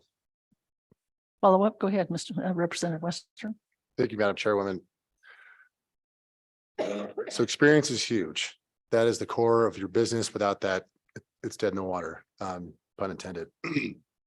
It sounds like if there is a cap, would you prefer a system that gives preference to resident outfitters first, then move on to the non-resident folks? Go ahead, either one of you. Yeah, we can probably both talk to that. I think a fair and honest way to do it is to look at our historical records, right? All of us have logbooks. We all have logbooks through the BLM. I don't know what that system might look like, if it's a 3-year average, if it's a 5-year average, but to me, that's a fair way to look at it. Is that we look at the average of what our logbooks were. And if there is a cap, it's, a 10% overage, a 5% overage, slow it down by 10%. I don't know what the agreement would be on that, but I feel like in a way that would probably give some preferential treatment to the people of Wyoming. I think more than anything, it would give preferential treatment to people that are involved in the system and currently paying into the system, right? They're providing proper work. They're paying their taxes through the BLM, and they're operating by the rules. Mr. Ulrich, did you have a comment also on that? Yeah, Madam Co-Chair, Representative, absolutely. I think preference for resident outfitters should be very strongly considered. These are individuals that work and live in our communities. They're supporting our communities. They're the job, they're the ones providing the jobs. And just as importantly, they understand what needs to happen on the ground from a conservation of that resource perspective. And I can't overstate that enough. That's that local knowledge and understanding of where those lines in the sand are for conservation, both for the quality of the experience and general environment are very important. Follow up, go ahead. Thank you, Madam Chair. One brief follow-up. I know we're burning through time quickly and it's short, but Mr. Ulrich, and I certainly agree. I think it gets super technical super quickly because some of these rivers, most of it is resident guys. Some it's mostly non-resident. And so I think if we do a cap, or if we're regulating for experience, what is the standard? Only seeing one other boat during your experience. So that means we can only do 10 boats a day. But if demand's so high, there's some of those other resident folks that, well, they got to go that day and we wanted to. When do we get to be next in the queue for that time to fit our client schedule type of thing? So I think it's just, and I'm certainly not saying it can't be done, but if once we go simply beyond the simple administration and enforcement of just having a guiding license, non-resident or resident or otherwise, I think it gets super technical, super quick, which only makes the enforcement component all that much more technical and difficult to manage. Wouldn't you agree? Go ahead, Mr. Ulrich. Madam Co-Chair, Representative, without question, you're spot on, and you and I've talked about it before. I do think as we work through this issue, it's first important to recognize what the challenges are and then take a very measured approach to what, if any, regulatory changes we need for exactly those reasons. We can get in over our head fairly quickly on this. And enforcement is something we've all talked about quite a bit in leading up to this meeting, whether we've got a permit, or a license for the outfitters and the guides, similar to the outfitters and everything that comes with that. How do you enforce it? We've got permits on the books today that cannot be enforced in the commercial side of things. With BLM and Forest Service, they don't have the bodies. Game and Fish made it very clear. They don't have to do this. So whatever we do, ensuring enforcement has got to be a major component, or it's all for naught. Go ahead, Mr. Jackson. 100% agree, Mr. Ulrich. I would also add, I think there is some space and would urge the committee to take a hard look at the daily usage license fees here in the state of Wyoming. We have one of the cheapest daily fishing license prices in the region, and I know it's probably not enough, but Montana's now moved to $27. Their 3-day license is $54. And I'm sure the Game and Fish can speak to the number of daily licenses sold. But I think there's some revenue there to help and hopefully make up for an additional oversight if needed from the Game and Fish Department. Thank you so much. Oh, I'm sorry. I didn't see you. Go ahead. Thank you, Madam Representative. Chair. It's gonna be kind of directed at both of you, but let's start with Mr. Ulrich. Can you describe for the board or the committee, excuse me, what it is like as a guide or an outfitter, or even an angler to be at a boat ramp when similar to Mr. Jackson's comment, not only do you not see one person, but you see a dozen people above you and a dozen people below you. And a lot of the TRW committee probably hasn't yet experienced a drip boat fishing trip, but just from the experience standpoint, what that's like and what that's like for a client coming into Wyoming and spending money in your town, and how deflating that might or might not be. Go ahead, Mr. Ulrich. Yeah, Madam Co-Chair, Representative, I'm going to give you both sides of that. You know, as an angler and certainly as a guide, when you leave early in the morning with a client or family or yourself, and you get to one of the ramps and it's overcrowded and it's busy and there's trash around and there's not much efficiency, it can take what looks to be a great day south very, very quickly. And we're seeing that pressure, as Game and Fish noted, and as Blake lives in Thermopolis and certainly up in the North Platte. And from my perspective, we're not to bumper boats yet on the Green and the New Fork, and we certainly don't want to get there. On the other hand, when I'm fishing by myself or with a client or a friend, and I get to spend the entire day with maybe seeing 1 or 2 boats on the New Fork, whether or not we catch a lot of fish isn't what's important. It's that quality, and that's what makes or breaks that journey. Mr. Jackson, you want to comment? Yes, thank you, Madam Chair. We're very much the same on the North Platte. We've gone to the extent that on the Gray Reef Ranch, which my partner owns, we've built 8 private boat ramps. So we rarely use public boat ramps purely to guarantee that we stay away, right? And I also think it's a healthy move for the fishery. We can space our clients out a couple hours apart. And although you're not the only one on the river, it gives you the serenity and peace that makes you feel like you're the only one on the river. And I think that's a big part of the experience. Thank you so much. I appreciate, and I know the panel and the committee, all the folks in the room actually appreciate hearing from the guys that have the boots on the ground. Well, not on the ground, but in the boats. So we appreciate that. And thanks for driving all the way from Pinedale and Casper. We know how long that is from either one of those places down here. So with that, I think we'll just open it up for other public comment. I think there might be a few other folks in the room that might want to comment. Yeah, and we're, if you can keep it short, we're kind of running out of time, but we sure appreciate it. We'd like to hear from you. Thank you. Is that better? Madam Chair, thank you for the opportunity to speak, and those of you on the committee. My name is Leslie Hagenstein. I own a ranch in Sublette County. The New Fork River runs through my ranch, and I'm here for that main purpose.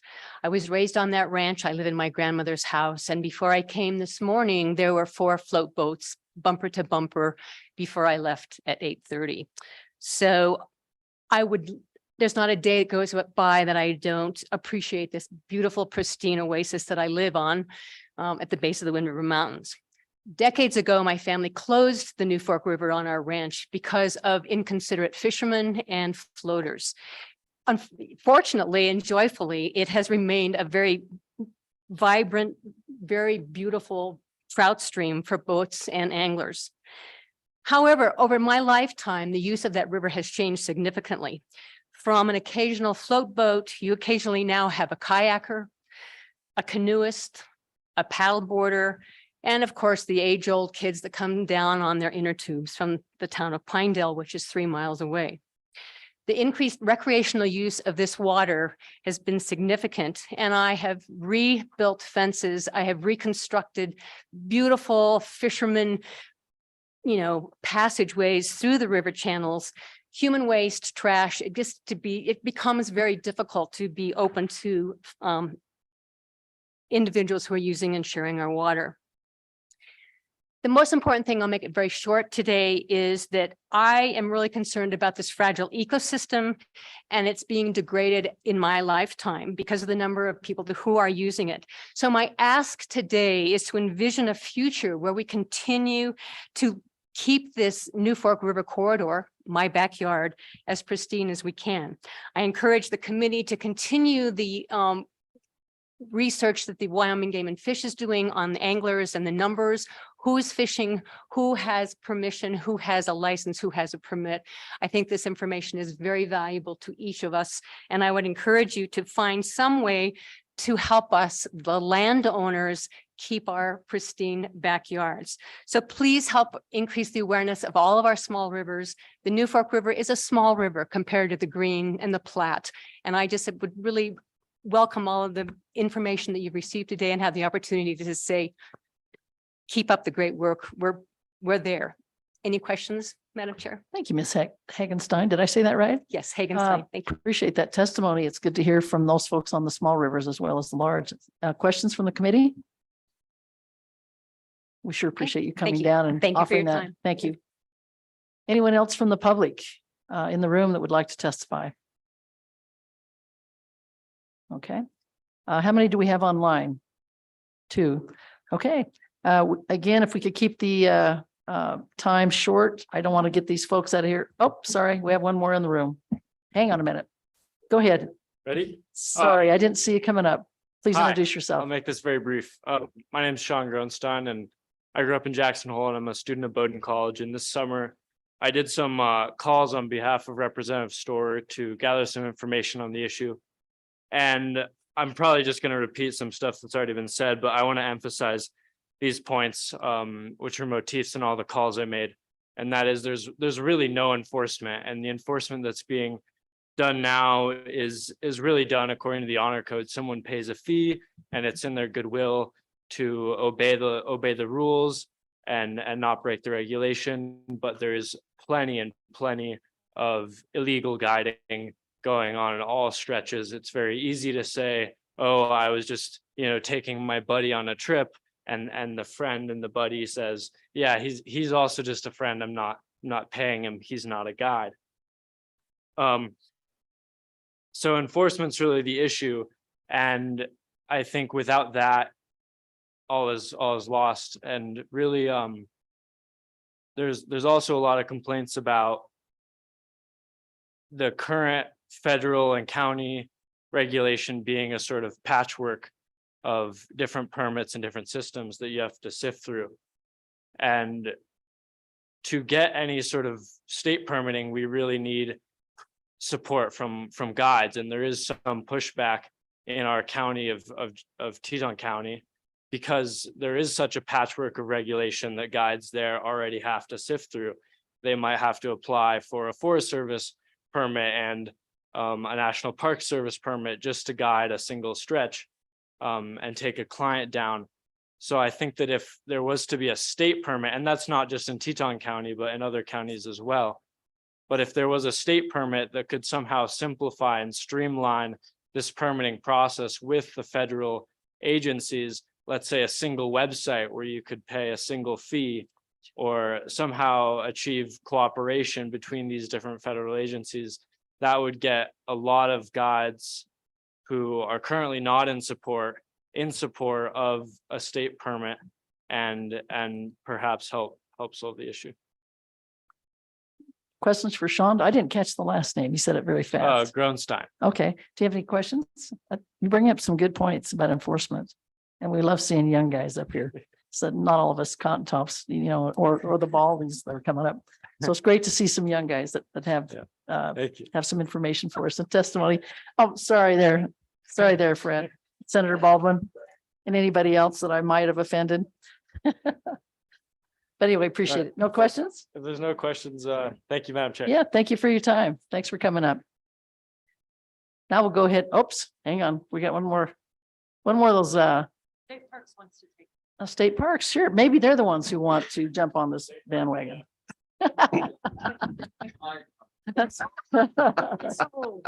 Go ahead. Madam Chairman, Dave Glenn, Acting Director of Wyoming State Parks and Cultural Resources. I'll be very brief. State Parks was not mentioned during these discussions today, and we actually do have outfitters. We do require permits. We do charge them. And I just wanted to throw that out there as you're starting to work through that process. Please keep state parks in mind. We'll be heavily involved in this discussion as well. We charge 4 to 8%, anywhere from Boyson when they're fishing on the reservoir, below the dam to the tunnels. We actually have an outfitter in Hot Springs State Park, and a lot up about Buffalo Bill. So I just wanted to throw that out there and let you get back after it. Thank you. Questions for Director Glenn? Yes, Senator Brew has one for you. Director. I asked the Director of Game and Fish, how many of the access points on these rivers does Game and Fish control? How about you? Director? Just a wag. Senator Guru, 1, maybe 2. Okay. Thank you. You still might win. Other questions for the Director? Okay, thank you for that extra information, though. It's good to know. Okay, now we'll go to online, and like I said, if whoever's online, if they could just keep it short. We don't want those folks that are driving back to Cheyenne to be on that construction outside of Rock Springs and in the dark of night.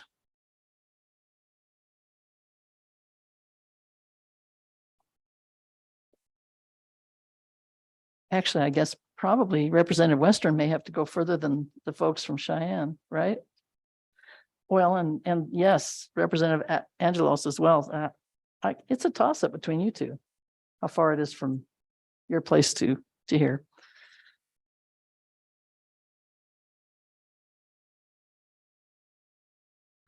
Welcome. Go ahead and introduce yourself. And again, try to keep it fairly short. We're kind of running out of time, but we do want to hear from you. So introduce yourself, please. Thank you, Madam Chair. My name is Bill Novotny on behalf of the Wyoming Outfitters and Guides Association. Can you hear me? Yes, we can. Go ahead, Bill. All right. Thank you, Madam Chair, and I appreciate the opportunity to testify remotely. We're in the middle of the budget process, so it was unable for me to get down there to be there in person. Wyoming Outfitters and Guides is the trade association of primarily hunting guides in the state, but we are unique in that we have many guides who also operating fish, whether it's walk weight or other types of businesses, including then some guides that are exclusive to fishing. My membership realizes that this kind of is, as has been indicated, is a moving object. And so we'd like to try to shape the discussion. Our hope is that should you elect to place the regulation of fishing guides under the State Board of Outfitters, that you follow these principles as put forth by my membership and my board of directors. First, licensing must include any commercial operator on any fishable water in the state, whether that's rivers, streams, lakes, ponds, reservoirs, and any type of fishing, whether that is float, walk wade, horse assisted, or vehicle assisted. The state board must have area authorization for each outfitter, which allows them to limits and can be placed on the waters and the areas that are based on the number of outfitters that is justified by the limits that the resource can tolerate as determined by the Wyoming Game and Fish Department. These outfitters and applicants must be bona fide businesses operating in the state of Wyoming and registered with the state of Wyoming and collecting all applicable taxes, fees, and other responsibilities.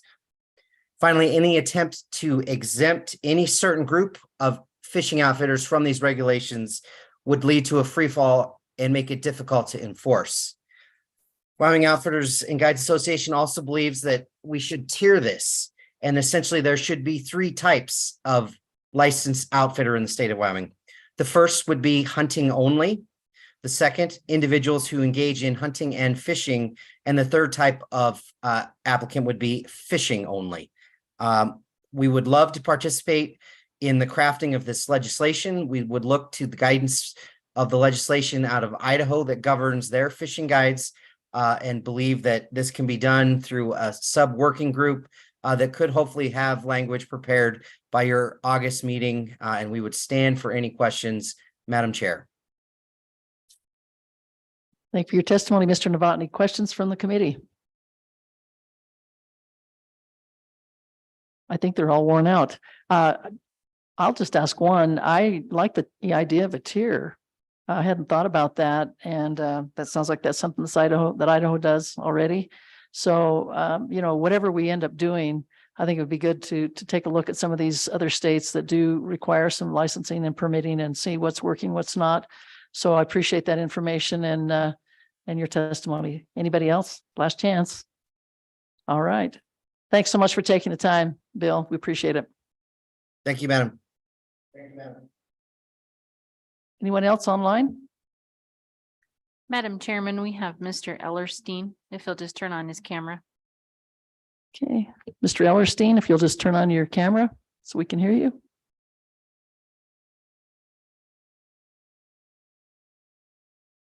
Welcome. Go ahead and introduce yourself. I think you're muted.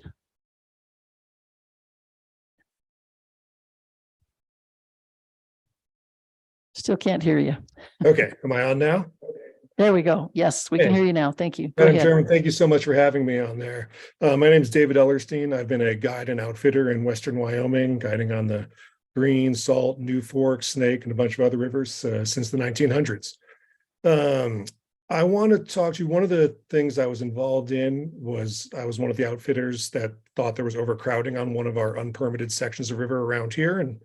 And we decided we wanted that section of river permitted. And so we started the Snake River management process, which was referred to in the report that Game and Fish gave earlier.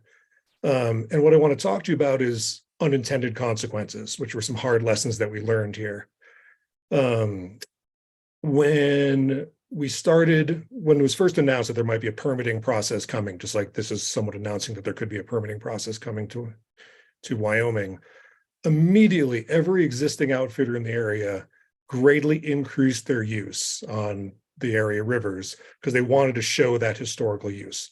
Similar to what the gentleman from Casper was saying, that think they thought about maybe basing it on 3 to 5 year historical use as the permitting process starts. Everybody had that thought. Everybody went and started increasing use. So it led to a huge spike in use right away. Then as the system went into effect, the next unintended consequence was we had a flood of new outfitters. When the government goes and announces a business opportunity, which is exactly what would be happening here if they were to say, hey, we're now permitting outfitters and guides, that's a business opportunity being offered by the state of Wyoming, which brought in people from out of state, people that weren't fishing guides before, people that maybe were guides now thought they could become outfitters. And it led to a flood of new and more boats on the water. When we initially were asking for the process to start because we thought the rivers were being overcrowded, there was a handful of days when the rivers were crowded or overcrowded. Now, once they've put these permitting systems in, because of the nature of it being business and not just a small little thing, every single day we are at capacity. If you were to look at the computer system that they use, you would see that for the month of July, there's not a single day where there's a boat available on that section of river here in Wyoming. It's 000 because people have booked it out far in advance. And so I'd be very careful as you guys go and talk about starting a permitting system around the state of these unintended consequences that you may not want to have happen. Permitting processes, they tend to force out the little guy and they benefit large outfitters. So when you hear about an outfitter that's maybe on the New Fork that's running a couple trips or on the Salt or somewhere up in Sheridan, you know, we're fishing outfitters. We're not business people. And so we're good at catching people fish. Large outfitters can come in, game the system, game the online process, and eat up what little permit space there is. And the little guys that were asking for this initially may end up getting forced out of the system. So that's another unintended consequence I would ask you guys to be careful of. Do you really want to start down this road? Fishing guiding and fishing outfitting, we do not get rich doing this. We do it because we love being on these rivers. To suddenly start this new process, figures went out there of $1,600 plus a $400 annual fee. There are some large outfitters that will be able to make that happen. There's a lot of smaller outfitters and guides that you're really, these large fees for you to regulate this huge state of Wyoming with a small number of guides and outfitters. Asking everybody to eat up that cost is going to run some people out, and it's going to make it tough for the little guys, make it tough for the locals, and out-of-state money will come in. When people talk about the out-of-staters coming here, in part, they're coming here because it is so regulated. It is, not that pleasant in their states, and they're coming in from out of state to Wyoming. And we don't want to become one of those other states out there. When you start talking about enforcement, I mean, you guys are going to be building a large fleet. Wyoming Game and Fish has said they don't want this. There is no biological reason for this. Even when they did the reports that Game and Fish came out with, they showed not a ton of boats on most of these sections of the river. They studied the green, they studied the salt. Most days there weren't more than 3 boats on the river. Every once in a while they'd hit 5 boats on any given section of river. It's not huge numbers. I understand there are some sections like on the Gray Reef where maybe locally they can work towards a local fix on that problem. But, I think this is going to be a huge bureaucracy that you're going to be creating. Wyoming traditionally does not want to create bureaucracies. Wyoming, as a conservative state, does not want to create more government than we need. And right now, I think you are potentially looking at creating a whole bunch of government that to fix a problem that maybe exists in 2 or 3 places around the state. And you're not looking at creating something that's going to be statewide. And so I would just look at all these unintended consequences before you guys move forward with this plan. Thank you for your time, and I'll answer any questions. Thank you, Mr. Ellerstein. I'm not sure which way, how you pronounce that, but I appreciate the testimony. I think that's great to hear from the little guys. I'm going to see if any of the committee members have questions for you. If you can just hang on a minute. No questions? Okay, thank you so much for your testimony. Thank you. Appreciate it. I thought maybe Mr. Director Nesbitt, were you coming up to make a final statement here? Oh, okay. I was hoping you were. Is there any other comment online? Oh, we still have one more. Madam Chairman, we have Mr. Nielsen. Okay.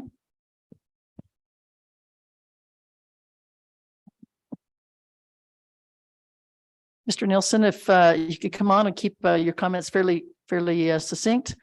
We only have 3 or 4 more minutes before we need to start tying things up. So, but please come on and we welcome your testimony, and introduce yourself, please. Can you hear me now? Yes. That's a lot of pressure. I'll try to make it quick, very quick. Thank you. Madam Chair, members of the committee, thank you very much for this opportunity to just speak briefly before you today. My name is Brad Nielsen.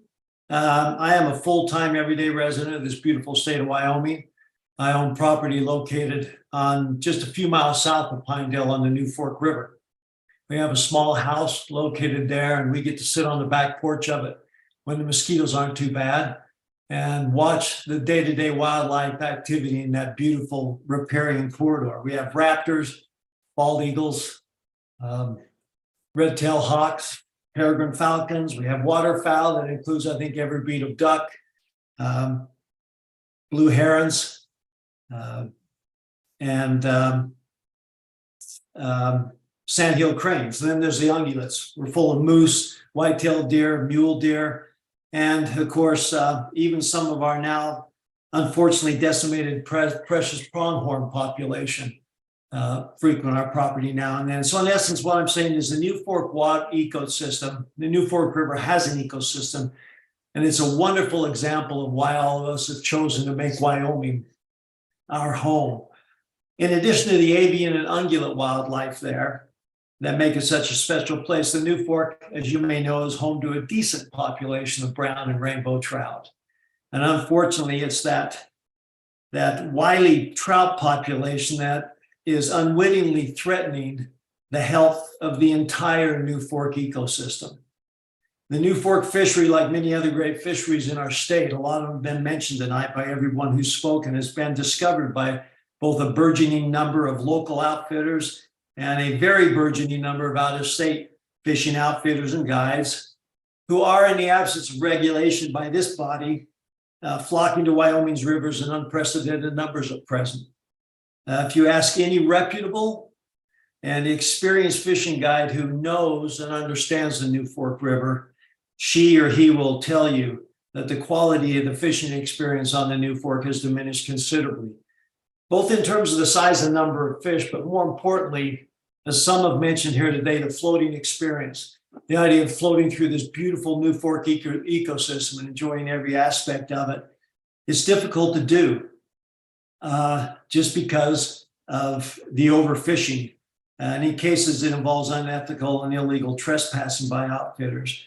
But I agreed with everything that Mr. Ulrich said. The one thing I want to disagree with him on, as a homeowner who sits and watches the New Fork River on a regular basis, it has become a system of bumper boats. There are days when you see boat after boat after boat, and I won't go into the incidents that I've seen occur on the river and the fights that break out between canoeists and one guide and another guide.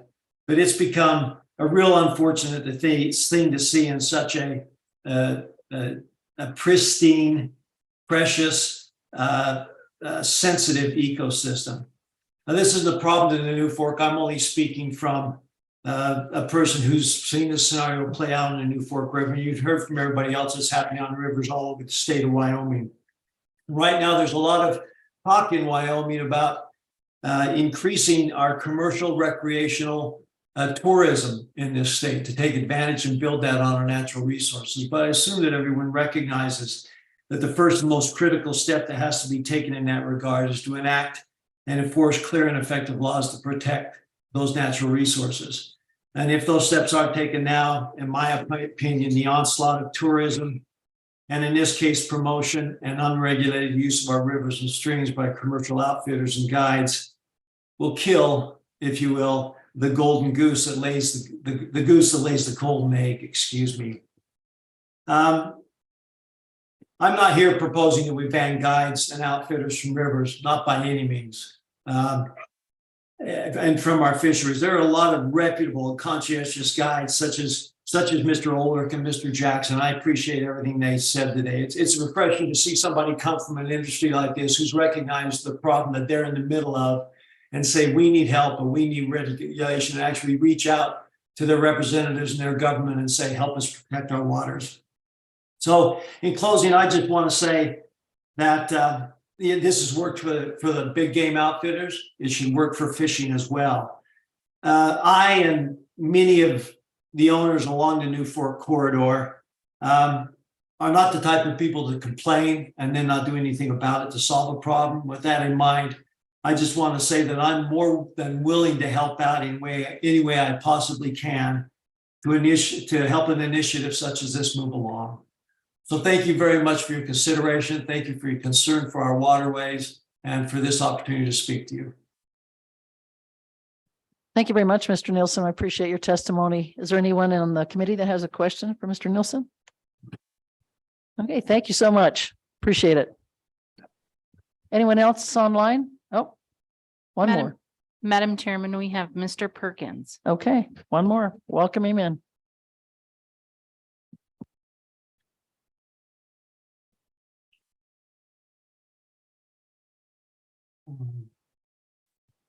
Figure out to.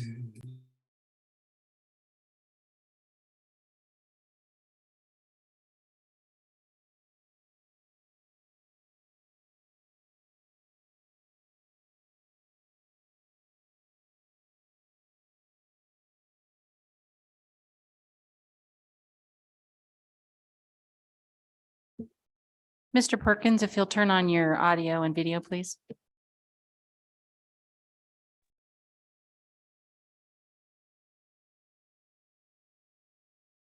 Am I being heard now? Yes. Welcome, Mr. Perkins. Introduce yourself, please. And we only have just a few more minutes. If you could keep it pretty short, we'd appreciate it. Thank you. Go ahead. I will. Thank you, Madam Chair and committee for holding this. Just a quick background on myself. I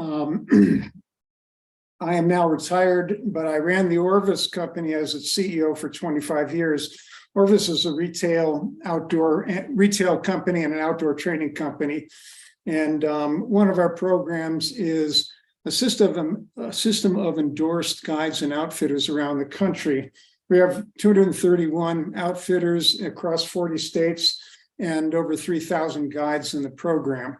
So over the 25 years, I've learned a lot about what makes guiding successful and unsuccessful in many different states. you've heard some very good input from a number of constituents today, and I really just want to say from my experience, it's all very good input to go to work. The one thing that was not emphasized enough is, as you consider the issues and the problems that implementing a system of guide permitting and regulated access, two things were not stressed enough. One, all of these issues have been solved except for enforcement. Montana probably has the most sophisticated system, but many of the things that concern you and how something like this can be implemented and run, it's already been solved and solved very well. Enforcement is a problem, and but isn't it a problem in almost every regulated part of our civilization? It's just the way it is. The other thing that I can't emphasize the most is please do not think about this in terms of 2 to 5 years. You really need to look at it over a 10 to 20 year period of time. I've been fishing the state of Wyoming for 60 years. And back when you really never saw another angler or another boat on the water. But in the last 20 years, I would say the fishing traffic and boat traffic on boats has doubled in most cases and probably quintupled in a few cases. And when I talk to our guides and our outfitters and ask them if they want to see twice as many boats on the river in 10 years, no one does. So you need to think of this in a much longer term. And the reason to implement a system now is you're not going to be able to move that stake in the ground backwards, probably. You can probably establish, your whatever regulations you want to put in place based on what they are today. But there's probably there's no regaining those days when we didn't see any other boats on the river. If this takes 5 or 10 more years to put in place, that's when the state's going to be put in the ground. And I think the quality of the experience will have eroded a great deal in those intervening years. So strongly encourage you to move ahead with this.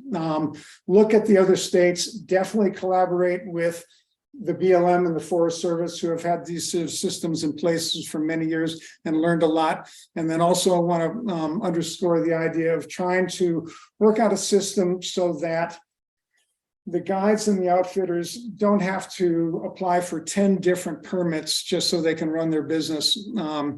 That there's a streamlined way of doing it that makes it easier for them to, jump through the hoops and the red tape that's going to be necessary. So with that, I'll terminate my comments and thank you for the opportunity. Thank you, Mr. Perkins. I appreciate all of the information. Any questions for Mr. Perkins? Thank you very much. Anyone else online, Heather? Okay, with that, we'll close public testimony then. Gosh, this is quite a complex topic, and I think we all knew it would be. And I will defer obviously to the committee, but in my own estimation, or at least in my own opinion, this seems like such a complex topic that I think it's going to need more work and more research. And just like the governance piece that we did with the trust fund, I kind of wonder about maybe creating a working group, because I don't think we're quite ready for anything else, but I will defer to the committee. So I'd love to hear some of your comments and see what the committee believes we need to do from this point on.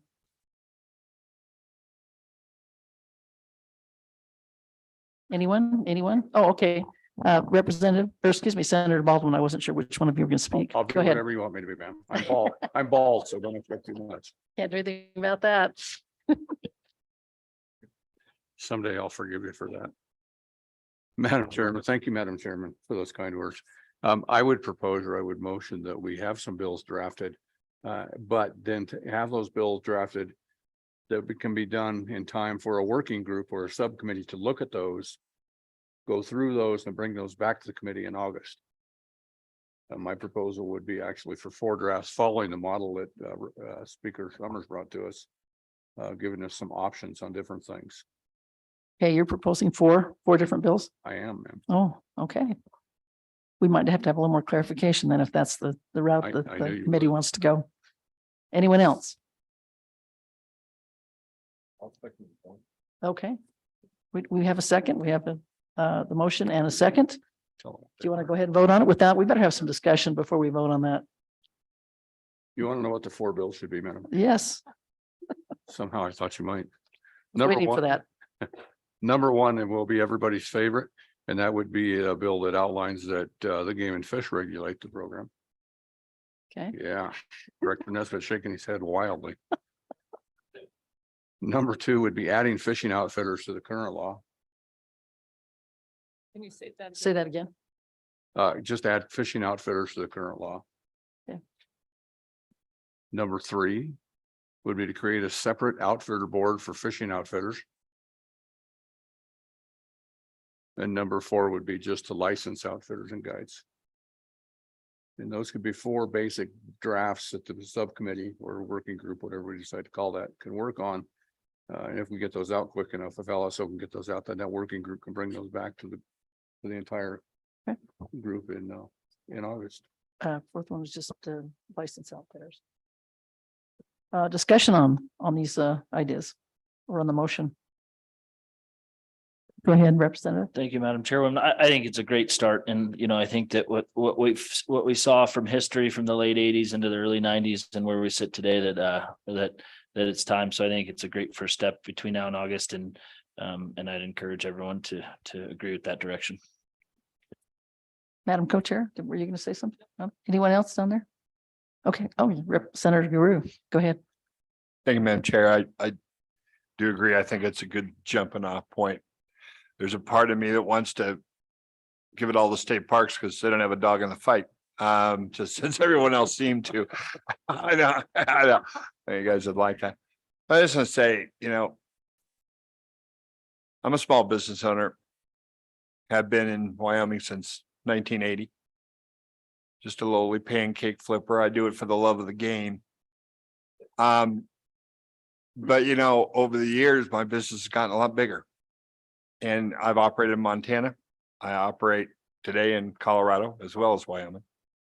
In the 45 years plus that I've been operating in Wyoming, I've had less interaction with the government operating my business in Wyoming than I have in those other 2 states. And I've only operated there, one for 5 years and one for 8, much more in the other 2 states, and not in a fun way a lot of times.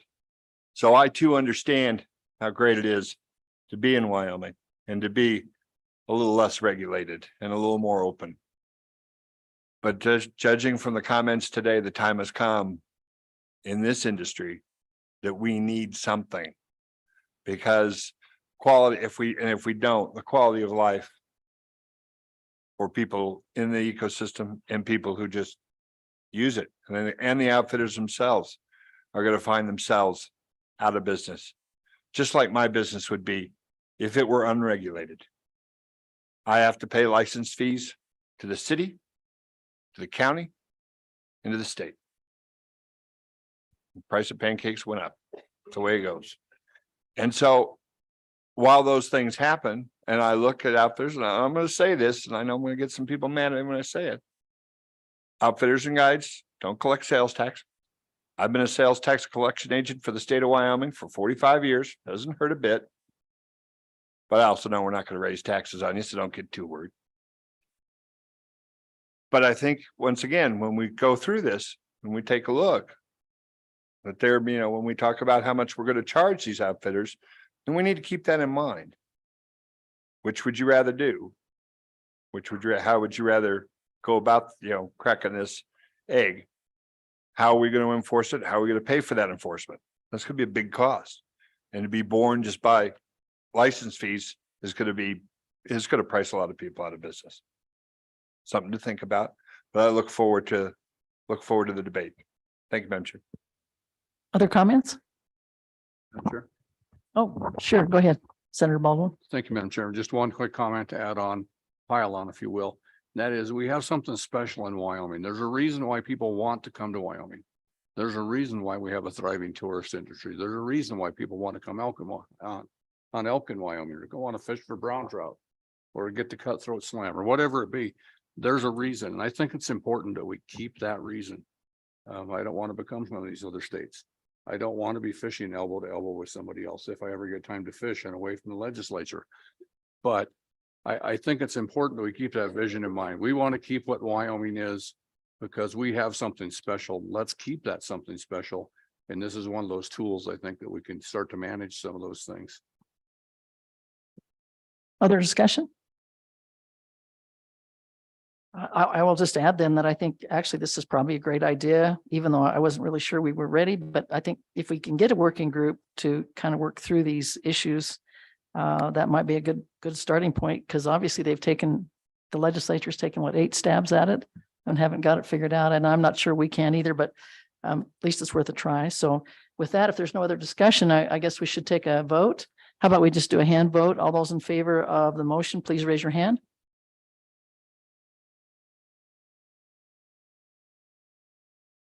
All those opposed, same thing. Okay, that motion has carried. All right, LSO, did you get all that? Pretty much. Any clarification that you need on those? I think I got, yeah, draft 4 bills and then you're going to establish a working group to go over them. Okay. Okay. Yes, I got it. And I think Madam Co-Chair here may have an idea on who she may want to recommend for the working group to try and work through this. Go ahead. So, this is called, as my son calls it, being voluntold. So I'll ask, on my list is Mr. Livingston to represent the Outfitters Board, Director Nesvik or a designee representing Game and Fish. From the House side, Speaker Summers, Representative Byron and Representative Storer. And then from the public or from the commercial outfitting business, Mr. Johnson, if you would not mind serving. And then State Parks, Director Glenn or your designee. From the Senate, Senator Guru has told us he would like that. And then the other thing we would like is a member of the public, of the fishing public, that kind of maybe doesn't have a dog in this fight, but would have some good information. So if anybody knows of someone that might be interested in that piece. Maybe Mrs. True. She's not too busy, No. is she? Or some, If you could Joanne, recommend we'll somebody talk to later. us, yeah. But yeah, so, or if there's somebody else that's interested or somebody else that the working group knows of that would have valuable input toward these bills. Madam Co-Chair, did you mention Mr. Johnson or Mr. Jackson? Were you referring to Oh. Blake Jackson? Blake. Okay. Are you good with that, Blake? Okay. Okay. All right, with that, I guess we'll go ahead and move forward with LSO directing us with those bills, and we'll see what we come up with, and the working group can kind of dissect them a little bit before we get to our August meeting in Casper. We probably do need to have something on the ground, because this is something that obviously there's a lot of interest in, a lot of folks that care about where we are right now, and obviously we're not getting it done right now with where we are. So with that, anything else? Oh, sure. That's great, because I was actually going to see if Madam Co-Chair wanted to, but go ahead. I think, well, I don't know if Mike's too busy for that particular project. I was wondering if one of our other, if Liz or to chair it. I'm getting a lot of blank stares. We'll talk amongst yourselves and pick a chairman. That's my suggestion. The co-chairs will, yeah.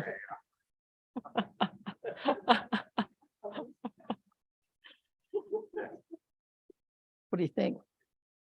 I think they should talk amongst themselves and pick a chairman. We'll send out an email then. Okay. How about that? We'll send out an email to those folks on the committee, and we'll let you choose someone. If not, we'll pick somebody for you. Does that sound good? So then I have a couple things. Yes, go ahead, Madam Co-Chair. Going kind of back into our meeting, I have a couple things that I would like to throw out there. One of them is our aquatic invasive species, our state decals, and possibly a price increase as we look at we're apparently from testimony, we're only covering a third of the cost of that program with the decals. And so if Game and Fish could report back to us, or if we could have LSO look at a bill that would increase those fees and maybe get with Game and Fish and see what would be reasonable and what other states do. I think that would be a good bill draft to have. And then the other piece is for state parks. I can never say this word, the arboretum, what they said. If we could draft a bill that would, similar to the Sutton bill that we did last year or this last session, to make that a state park or start the process of the state park. Is that, Director Glenn? Is that acceptable? So those two bill drafts, or do I need to make a motion to make those? I don't think you need a motion since you just asked me. Okay, well, let's do it officially. I'm gonna make a motion that we have those two bills drafted. Get a second over here. Okay, let's go ahead and take a vote unless there's discussion on either one of those. Okay, all those in favor of Co-Chairman Newsom's two asks, please raise your hand. Okay, anyone opposed? Okay, that is passed. Anything else for the good of the committee? If you have, Representative Angelos, did you have? Okay. Yeah, go ahead. and for the committee, if you haven't handed in your reimbursement paperwork, please do that before we leave. And with that, if there's nothing else for the good of the order, we'll see you all in Casper, August 10th and 11th. Have a safe trip home, and thanks for coming to Evanston and seeing what a great town we have here. Safe travels, all of you. Mhm.